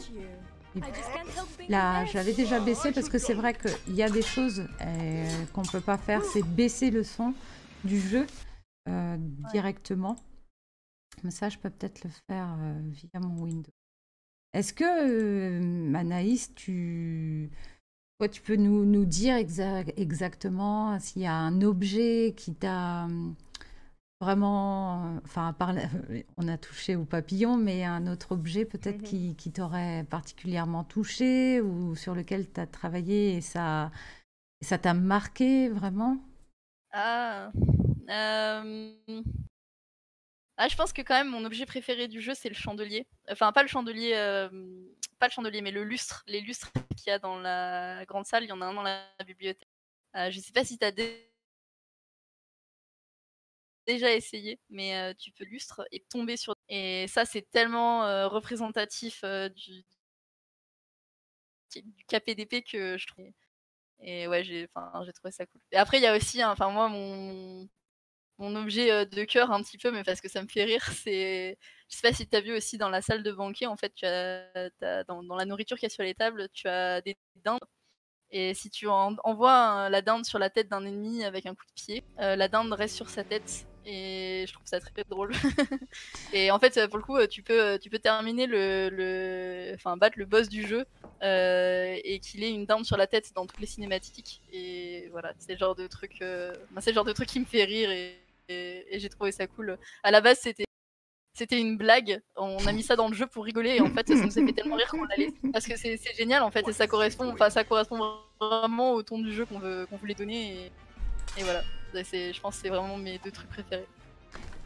Effectivement, moi j'ai eu l'impression que vous vous êtes amusés sur ce jeu et quand on est travaillé en groupe, c'est forcément pas évident de prendre du temps pour s'amuser. Enfin, je sais pas comment vous avez fait, si vous avez travaillé que à l'école ou bien si vous avez aussi fait beaucoup de travail personnel. C'est pas évident. Mais là, je pense que vous vous êtes amusés. D'ailleurs, je vais faire mon triple saut et après, je vais visiter ta salle de banquet. Et j'espère que vous aurez déjà eu un bon aperçu. Oh là là, avec les Et on a une petite question avant que tu sautes. Mince. Ah bah non. Ça y est, j'ai sauté. Vas-y. Bon, je la pose quand même. C'est effectivement, on a vu dans le didacticiel qu'il y avait plusieurs coups à l'épée. Est-ce qu'il y a des coups cachés ou des coups spéciaux ou est-ce que c'est prévu? Non, il n'y en a pas. Il n'y en a pas pour l'instant. C'est un truc qui est... Alors, en fait, comme je disais, j'en parlais tout à l'heure, mais nous, on veut vraiment garder le combat à l'épée très très simple et très accessible. Et là où on aimerait plutôt mettre des coups, des capacités spéciales, on va dire, c'est plus sur ce qu'il y a autour. Donc là, on a ce système de répartie qui est balancé une phrase aux ennemis et que ça permet de se soigner. C'était on va dire une petite implémentation d'une grosse idée qu'on avait derrière, qui était vraiment d'essayer de ramener ce thème-là en fait dans le jeu, le thème du panache en fait dans le jeu. Et en fait, je pense que si on rajoute des capacités spéciales, ça tournera plus autour de ça. que vraiment de bottes secrètes à l'épée, on va dire. Ce sera probablement plus des petites astuces, par exemple pouvoir passer inaperçu, pouvoir se déguiser en garde pour traverser une pièce sans se faire remarquer, ou pouvoir se cacher derrière un rideau quand le garde passe, enfin ce genre de choses en fait, je pense. Il y a plein de choses hyper fun à faire. Ouais, c'est ça, qui vont plus être toujours dans cette fantaisie des scènes de films en fait, des scènes de films qu'on voit tout le temps, où du coup tu te dis le héros est tellement malin, il a pris les ennemis par surprise, ou il a été plus fort qu'eux, et ce côté rendre le personnage juste doué à l'épée, parce que ça, il y a plein de jeux de proposer des jeux où tu te bats juste avec ton arme, et ils font des systèmes de combat très cool, mais il y a déjà beaucoup de jeux comme ça. Et je pense que notre force du projet, le truc que nous on aimerait développer, c'est plus tout cet autre aspect qui est un peu sous-exploité, je trouve. Bah, c'est vrai que la partie, par exemple, la répartie, c'est vraiment quelque chose de drôle. Aussi, c'est assez original, quoi. On voit pas beaucoup de choses comme ça dans les jeux vidéo aujourd'hui. Donc, j'ai l'impression que vous avez beaucoup misé quand même sur l'originalité, que ce soit au niveau de l'environnement, du personnage, du thème, et aussi effectivement de l'épée qui n'est pas beaucoup utilisée dans les jeux vidéo, ou de ses coups spéciaux, ou de la répartie. Vous avez vraiment misé sur l'originalité, sur la créativité. On a perdu Anaïs. Anaïs, es-tu là? Et puis... Ah si, elle répondait, mais malheureusement elle a déconnecté. Ah mince. Est-ce que tu nous entends? Est-ce que tu nous entends, Anaïs? Moi je vous entends. Ouais, là ça y est, c'est revenu. Est-ce que tu as entendu tout ce que j'ai dit, ou Oui, j'ai entendu que tu disais qu'on avait misé sur l'originalité, c'est ça? Oui, c'est ça. Ok. Je disais, en fait, surtout, on a misé plus même sur le ton du jeu, en fait. Parce que je pense que c'était aussi parce que c'est un projet étudiant, du coup, forcément, il y avait peut-être moins de pression. Mais en fait, au final, le jeu se prend pas vraiment au sérieux. Et en fait, au final, je trouve que c'est ça qui ramène, au final, pas mal d'originalité. C'est que il y a beaucoup de gros jeux dans le même style. Par exemple, tu vas jouer à un Assassin's Creed, il y a un peu quelques trucs marrants, mais globalement, c'est pas... l'humour est pas forcément le sujet principal, quoi. Et nous, on s'est vraiment éclaté à faire des trucs un peu loufoques, et à faire des trucs qui nous faisaient rire. Et je pense que c'est ça qui vient ramener pas mal de fraîcheur par rapport à d'autres jeux, en fait, parce qu'on a moins l'habitude de voir des jeux qui sont plus dans l'autodérision, on va dire. Ouais, il va falloir garder cet ADN maintenant. Ouais, c'est l'objectif. Voilà. Alors j'ai visité la bibliothèque parce qu'il y a quelqu'un qui réclamait la bibliothèque dans le jeu. Mais t'as pas tout cassé. Dans le chat. Et pas tout casser, non, je veux pas casser tout le décor quand même. Tu peux renverser des étagères et tout. Ouais, tiens, on va essayer sur lui. Viens ici, par ici, Kiki. Hop, voilà. Et voilà. Joli. Le combo, le stun plus l'étagère sur la tête, il a dû prendre assez mal. Et en fait, j'ai réussi ça. Je l'avais jamais fait. Mais en fait, c'est plutôt simple quand tu utilises les bonnes commandes, d'où le fait de lire le didacticiel comme il faut. Ouais. Après, notre tutoriel aussi est... Ouais, j'ai pas critiqué, mais il est pas extrêmement bien fait. Enfin, il y a pas mal de trucs qu'on aurait aimé refaire, et je pense que ce sera un de nos premiers focus dans le jeu, ce sera de mieux expliquer tout ce qu'on peut faire, en fait, parce qu'on se rend compte qu'il y a pas mal de joueurs qui découvrent des trucs après plusieurs dizaines de minutes de jeu, mais c'est vrai que souvent le tutoriel ne suffit pas à comprendre. Mais non, mais c'est bien, je trouve, parce que c'est une façon aussi tu mâches pas tout le boulot aux joueurs, et ça c'est pas si mal. C'est vrai qu'il y a ce côté aussi. Mais oui, pas bien le tutoriel, non, mais il y a... je trouve que... Oui, voilà, ça c'est les gens de l'équipe qui savent que le tutoriel c'est un sujet... un truc qu'on aurait voulu mieux faire. Vraiment, je regrette pas d'avoir galéré au début et puis d'avoir compris en m'intéressant un petit peu plus voilà, pourquoi ça marchait pas. Faut que le jeu il soit un petit peu difficile. Donc si le joueur galère avec le didacticiel, enfin galère parce qu'il n'y a pas beaucoup de didacticiel, parce qu'il est très bien fait. Mais...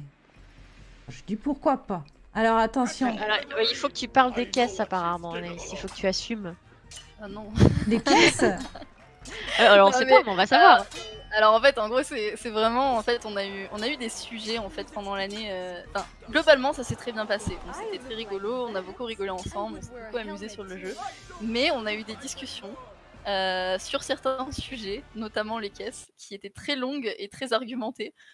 Et globalement, en fait, c'était que, c'est le genre de truc qui arrive tout le temps en fait dans le développement d'un jeu vidéo, c'est que du coup, Corentin, qui était la personne qui s'occupait de designer les niveaux, donc qui choisissait, c'est lui qui choisissait la taille des pièces, par exemple, à quel endroit il va poster les ennemis, à quel endroit il va mettre des tables, des objets interactifs, et donc c'était son boulot. Et en fait, lui, il avait besoin d'objets assez hauts qui permettraient en fait de grimper dessus pour pouvoir accéder à des parties du niveau qui seraient pas accessibles autrement. Donc par exemple au tout début du jeu, dans le tutoriel, quand tu as grimpé sur les caisses pour pouvoir monter sur le muret, voilà, il avait besoin d'objets dans ce style là. Et moi j'étais, le truc c'est que le truc classique dans les jeux vidéo, c'est les caisses. Genre à chaque fois qu'on veut un objet de ce style, c'est toujours des caisses. Enfin, je sais pas si vous avez remarqué, mais on grimpe toujours sur des caisses dans tous les jeux en fait. Et du coup, moi, je trouvais ça nul. Et je disais, mais c'est bête, on est dans un palais super riche. Pourquoi les mecs, ils laisseraient des caisses partout? Et ça, c'était mon point de vue plutôt artistique, qui était, non, je veux que le palais il soit joli, je veux pas qu'il y ait des caisses. Je trouve ça bizarre, c'est pas beau. Et du coup, ça a été une grosse discussion de qu'est-ce qu'on met à la place des caisses. On n'a rien trouvé d'autre, on a fini par... Et j'étais pas contente, mais au final, ça fonctionne. Mais ouais, voilà. Après, bon, voilà, au bout d'un moment, on fait des compromis, et puis c'est d'arriver à comprendre pourquoi les autres ont un besoin sur leur métier, et d'arriver à se faire confiance aussi. Si quelqu'un te dit non, comme ça parce que moi j'ai besoin que ce soit fait comme ça, et fais-moi confiance, faut savoir aussi mettre son ego et se dire bon ok, peut-être qu'il sait mieux que moi, et peut-être qu'il a une bonne raison de faire. Alors, je suis en train de pénétrer dans la salle des banquets. Elle est royale. Alors, est-ce que ça marche si je vais... Waouh! Yes. C'est la première fois, Anaïs, que je fais hein, en live. Voilà, là. Tu peux couper les cordes du lustre et tomber avec le lustre. Ça, c'est rigolo. Je vais essayer. Je vais essayer, mais je vais surtout essayer de survivre. Je vais en insulter un ou deux. Non, vraiment, c'est marrant.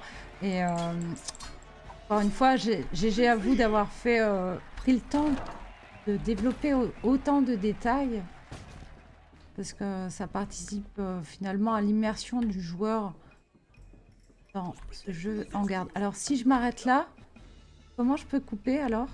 Avec un coup d'épée. Ok. Ok. C'est loupé. Il suffit de donner un coup d'épée dans le vide en fait, et ça coupe la corde. D'accord, je vais essayer à nouveau. Par contre, les sopérilleux, elle en fait pas mal. En attendant, je vais pas aggro le gros méchant là, parce que... Enfin, je sais pas. Mais déjà, on voit un petit peu les banquets et finalement le défi de la cruche. Ça y est, attention. Je vais essayer. Voilà! Ça a marché.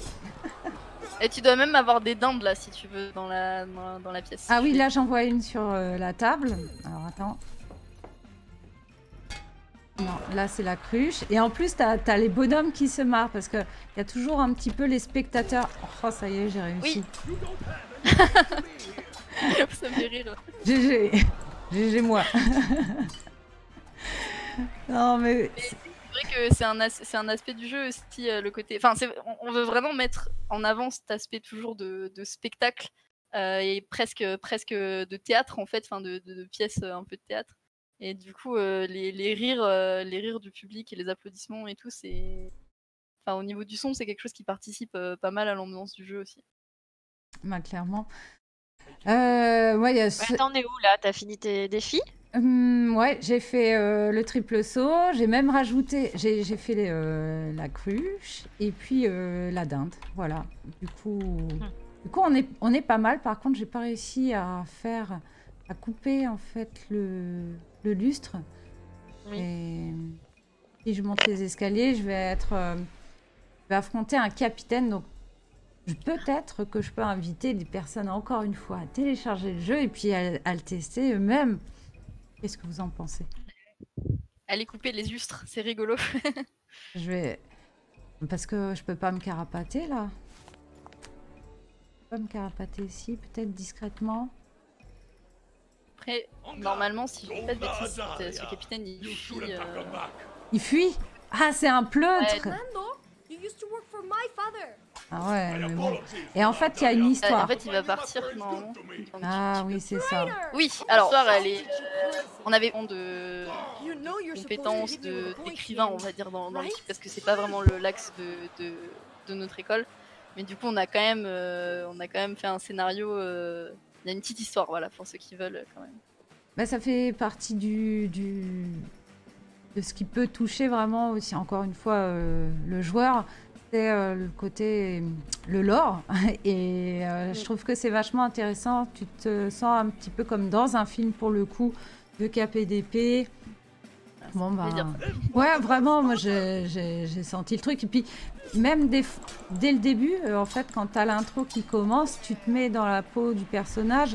T'imagines qu'elle est partie, qu'elle revient d'aventure, qu'elle a traversé un peu le monde. Ça se situe un peu après, un siècle après la découverte des Amériques par Christophe Colomb. Donc, il y a cette émulsion un petit peu. Et puis le côté garçon manqué, oui, c'est pas une femme qu'on voit habituellement en belle robe. Elle va être là avec ce superbe costume. Peut-être que plus tard, si vous développez l'histoire, elle sera obligée de faire la noble. Par exemple, c'est un des trucs dont je parlais tout à l'heure avec ce côté de capacité un peu spéciale qui serait différente. Ce serait par exemple de développer ton côté noble et de pouvoir bien t'habiller et arriver dans une soirée mondaine et passer inaperçu parce que tu es bien habillé. Oui. Et voilà, et ce genre de choses, ça peut être rigolo. Et combattre en robe. Et combattre en robe parce que c'est quand même super stylé. C'est clair.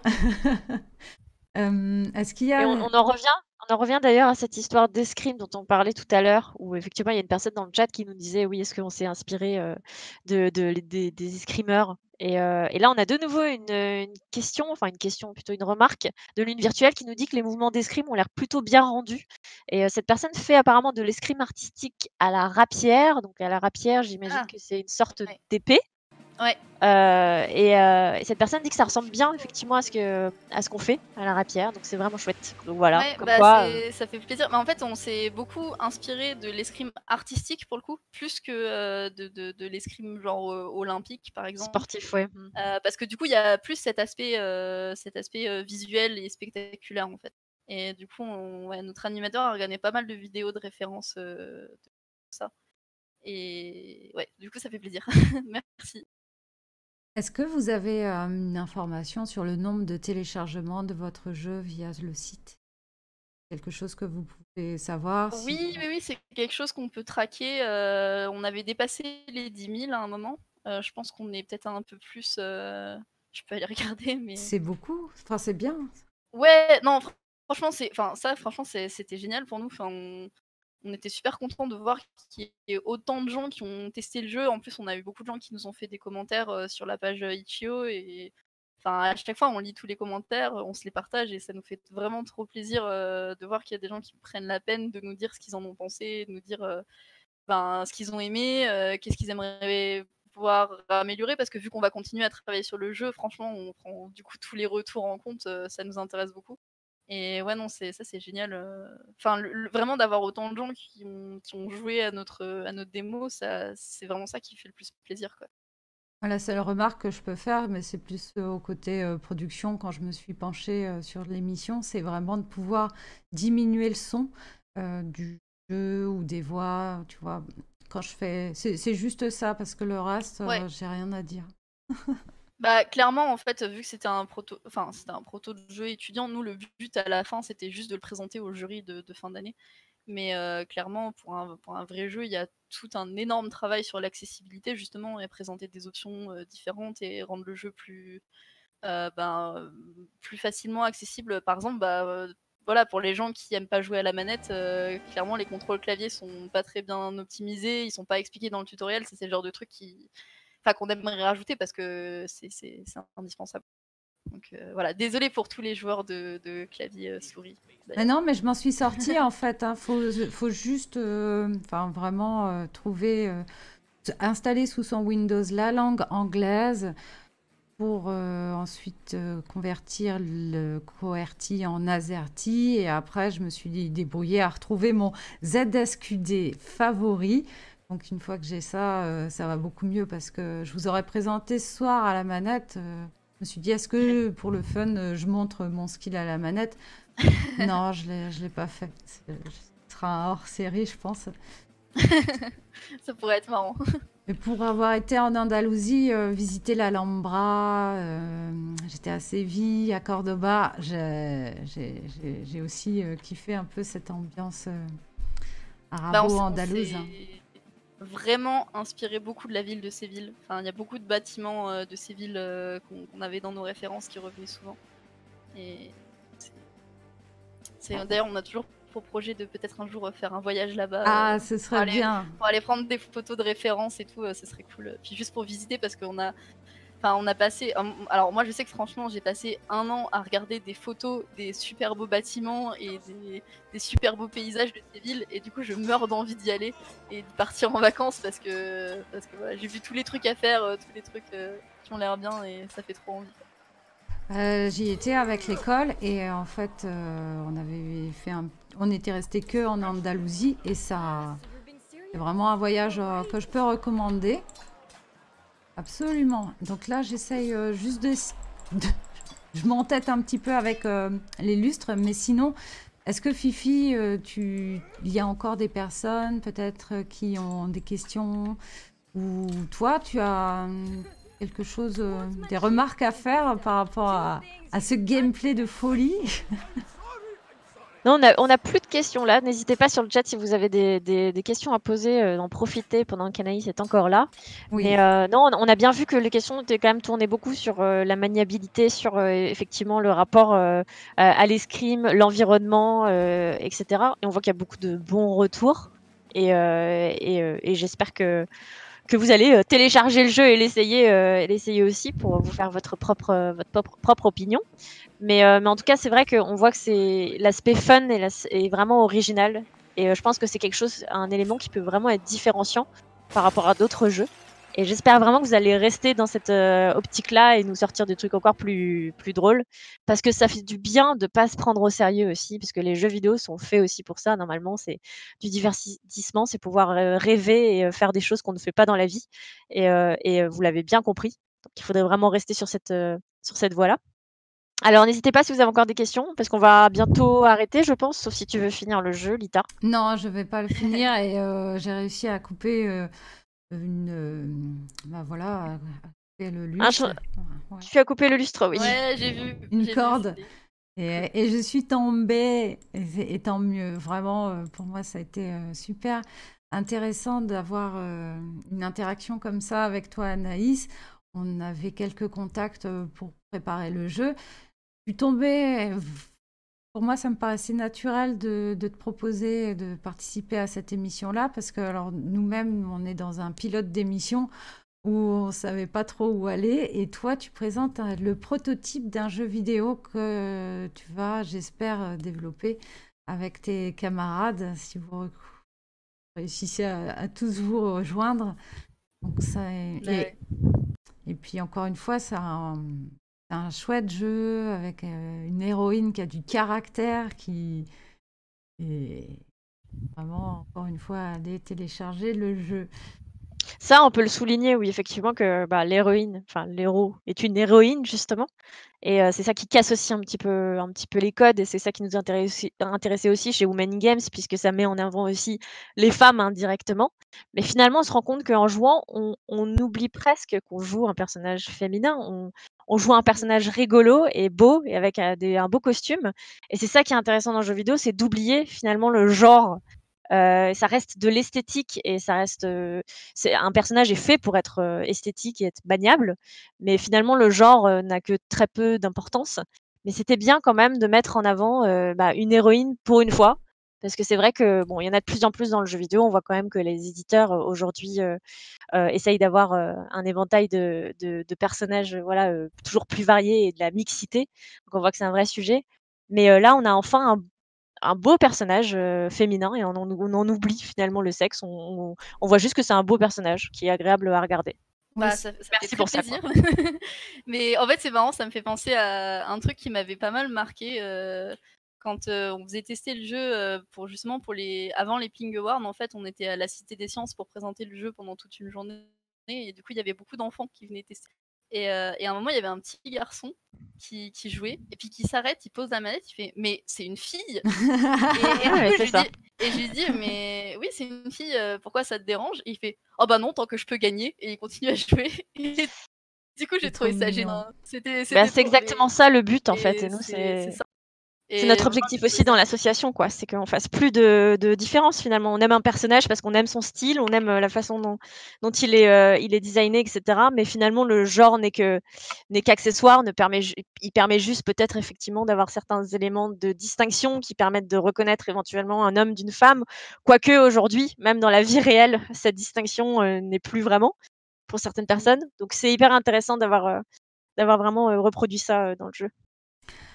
Je vais me permettre de lire Linorec qui dit qu'en parlant de non-sexualisation de l'héroïne, Anaïs pourrait vous parler de l'anecdote du manteau d'Adalia.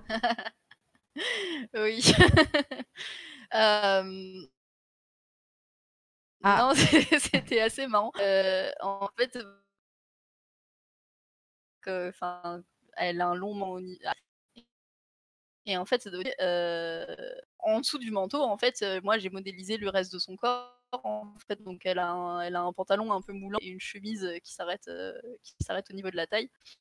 Et du coup, quand on préparait le jury de fin d'année, du coup, on avait tourné, toutes les vidéos, qui allaient servir à présenter le jeu, et cetera. Enfin, on avait vraiment genre tout enregistré, tout était bien et tout. Et en fait, enfin, c'est resté comme ça pendant un moment, et il y a un moment, je sais plus qui, mais quelqu'un a fait remarquer: «Eh mais en fait, Adalia, elle a plus son manteau». Et en fait, ça faisait des semaines que dans le jeu, le manteau, enfin le manteau d'Adalia avait disparu. Et en fait, du coup, elle avait vraiment une espèce de corset en haut et un pantalon moulant. Et en fait, sur toutes les vidéos qu'on avait tournées, tous les trucs qu'on avait enregistrés et tout, c'était comme ça en fait. Et du coup, il y a plein de gens dans le groupe qui disaient oh non, mais c'est rigolo, on peut laisser comme ça et tout, c'est bien, on voit ses fesses et tout. Moi, j'ai dit non, ah, c'est marrant, d'accord. lui remet son manteau. Mais c'est pour me charrier, mais non, mais c'était surtout chiant parce qu'on a dû retourner toutes les vidéos, et du coup, Oh voilà. Mais là c'était assez marrant. là! C'est D'accord. vraiment marrant parce que c'est resté comme ça super longtemps et personne n'avait remarqué en fait. On avait totalement pas vu, alors qu'on la voit tout le temps quand on joue et qu'on testait le jeu tous les jours, mais on avait juste pas remarqué qu'il lui manquait la moitié de ses vêtements. Et c'était marrant. Mais il nous est arrivé plein de trucs comme ça, hein. Après, forcément, il y a toujours des moments un peu des ratés et des moments marrants, mais le fait de travailler sur un jeu un peu rigolo et de bien s'entendre dans l'équipe, ça fait qu'on prend ça avec humour, plutôt que de se prendre la tête. Donc c'est quand même cool. C'est ça qu'on devrait retenir. Et puis Et vous êtes une équipe mixte, hein, c'est aussi oui, ce Oui, qui fait aussi tout ça, enfin, ce qui fait la réflexion et ce genre d'anecdote, hein. je trouve que oui. le jeu est équilibré en fait. Alors, est-ce que c'est dû au fait que vous avez la vision d'Anaïs qui est un peu plus féminine, hein, dans le groupe? Je ne sais pas. Ah, je pense que je les ai bien embêtés sur certains sujets, mais c'est important. Enfin, c'est vraiment important, enfin, clairement, on le sent, que quand on travaille ensemble enfin, sur un projet créatif, on sent que forcément, les opinions de chaque personne et enfin, les différences qu'il y a entre nous et la vie qu'on a vécue, l'éducation qu'on a eue, et cetera, enfin, tout ça, ça influence énormément notre travail, et on peut pas faire comme si ça n'existait pas. Enfin, tout le monde est super, personne n'est objectif dans son travail en fait, à partir du moment où c'est créatif. Et le truc, c'est que du coup, c'est super important d'arriver à réunir des gens qui se ressemblent pas, et des gens qui ont des compétences différentes, mais qui ont aussi des expériences différentes et des opinions différentes. Et parce qu'en fait, sinon, il y a plein de choses qui nous passent sous le nez et qu'on remarque pas en fait. Et ouais, enfin, je m'en suis rendu compte, enfin, vraiment dans tous les projets que j'ai faits, plus l'équipe était diverse et plus l'équipe avait un peu des personnalités différentes et des opinions différentes, et plus on arrivait à quelque chose de cool à la fin, et plus on évitait les gros écueils et les gros clichés, quoi. C'est important. Exactement, bah, c'est le message qu'on veut faire passer aussi.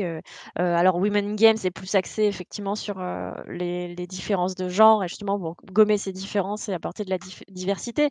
Mais on peut penser aussi aux personnes en situation de handicap ou Ouais. aux personnes voilà, avec des orientations sexuelles différentes ou avec des origines différentes. Et c'est tout ça qui va faire la diversité du jeu vidéo de demain. Donc il faut qu'il y ait des équipes qui soient de plus en plus diverses et variées, comme tu l'expliquais. Donc merci beaucoup. Alors je sais pas si on va s'arrêter là ou si Lita, tu as peut-être autre chose à dire?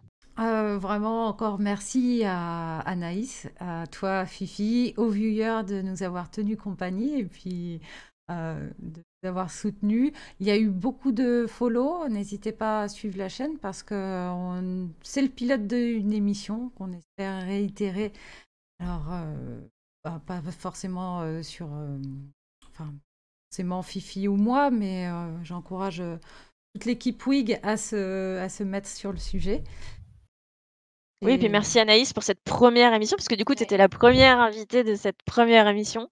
Donc c'était super sympa que tu aies répondu présente. Je suis très contente d'avoir été invitée, c'était vraiment cool. Et ça me fait plaisir que vous ayez pensé à moi pour la première. Donc je suis très contente, et puis je regarderai les prochaines avec beaucoup d'impatience. Bah, c'était complètement intéressé de notre part, hein, puisqu'on a apprécié ton jeu et qu'on aimait ta personnalité et ton travail et le travail de ton équipe. Donc c'était complètement intéressé, vraiment, et on est hyper content. On espère que l'émission t'a plu aussi, ça t'a plu de parler comme ça de ton jeu et d'échanger, et que ça t'a plu d'avoir un petit peu aussi les avis des personnes qui ne connaissent pas le jeu ou qui connaissent le jeu. Oui, bah, de toute façon, c'est toujours cool. Enfin, quand on travaille sur un projet. Alors ça recoupe un peu. On a perdu Anaïs. On aime toujours en parler, avoir des retours dessus. Oui, et puis là, tu vois que c'est des retours plutôt positifs, donc ça booste aussi le moral, et ça donne de la motivation, j'espère, pour continuer. Merci beaucoup en tout cas à toi, et merci à Lita aussi qui a joué le jeu, c'est le cas de le dire. J'aurais voulu avoir plus d'anecdotes encore, mais je crois qu'on finirait... ce sera pour une deuxième émission, peut-être, quand vous aurez à nouveau retravaillé dessus. Ce que je vous... Merci au modo aussi. Hein, merci au modérateur, et puis à l'équipe derrière de WIG qui a travaillé sur cette émission, parce qu'il n'y a pas que Lita et moi, il y a aussi du monde derrière qui nous aide à préparer tout ça, et notamment les assets, etc. Donc c'est super important aussi de les remercier, parce qu'on est une équipe de bénévoles, on fait ça sur notre temps perso, et on fait ça avec passion, et on espère qu'on arrive à vous transmettre cette passion, à ce qu'elle se ressente en tout cas sur nos émissions. Et merci pour votre bienveillance, parce que vraiment vous avez été hyper sympa sur le chat. Donc merci à vous. C'est pas tous les jours que les gens sont sympas sur les chats de Twitch, hein. Et on rappelle le lien de téléchargement du jeu, donc vous pouvez faire vous pouvez faire point d'exclamation jeu, et vous aurez le lien pour télécharger le jeu.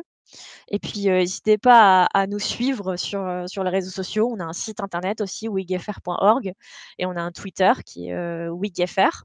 Et si vous avez des questions qui vous viennent, ou si vous voulez nous parler de personnes peut-être qu'on ne connaît pas dans le milieu du jeu vidéo et qu'on pourrait mettre en avant via cette émission, n'hésitez pas aussi à nous écrire via Twitter ou à Twitch @wigfr.org. Voilà, je pense qu'on a tout dit. J'ai balancé notre petite pub WIG, on va pouvoir aller se reposer. Oui, et je vais repasser le trailer du jeu. Vous allez un petit peu encore en avoir plein les yeux. Merci à vous toutes et à vous tous. À très bientôt. Merci, à bientôt pour une prochaine émission. Bisous Anaïs. Merci. The Voladors were the city's most respected family. Until their palace fell under my supremacy. But I was not expecting her to come back. The first blade of the Voladors, Adalia. En garde! The Voladors' daughter! See her!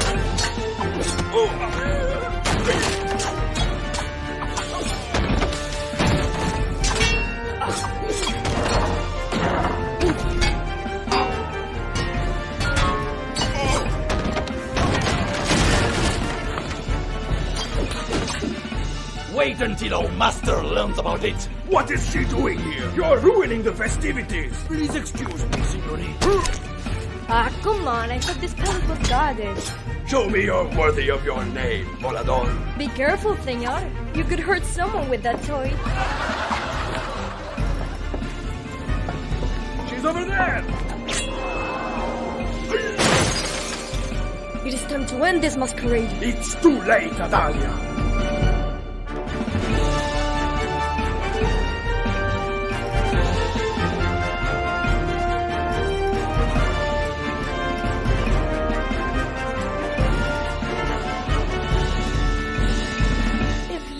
We're waiting for the right moment to flee. This is it. I leave her to you. I need to see my mama.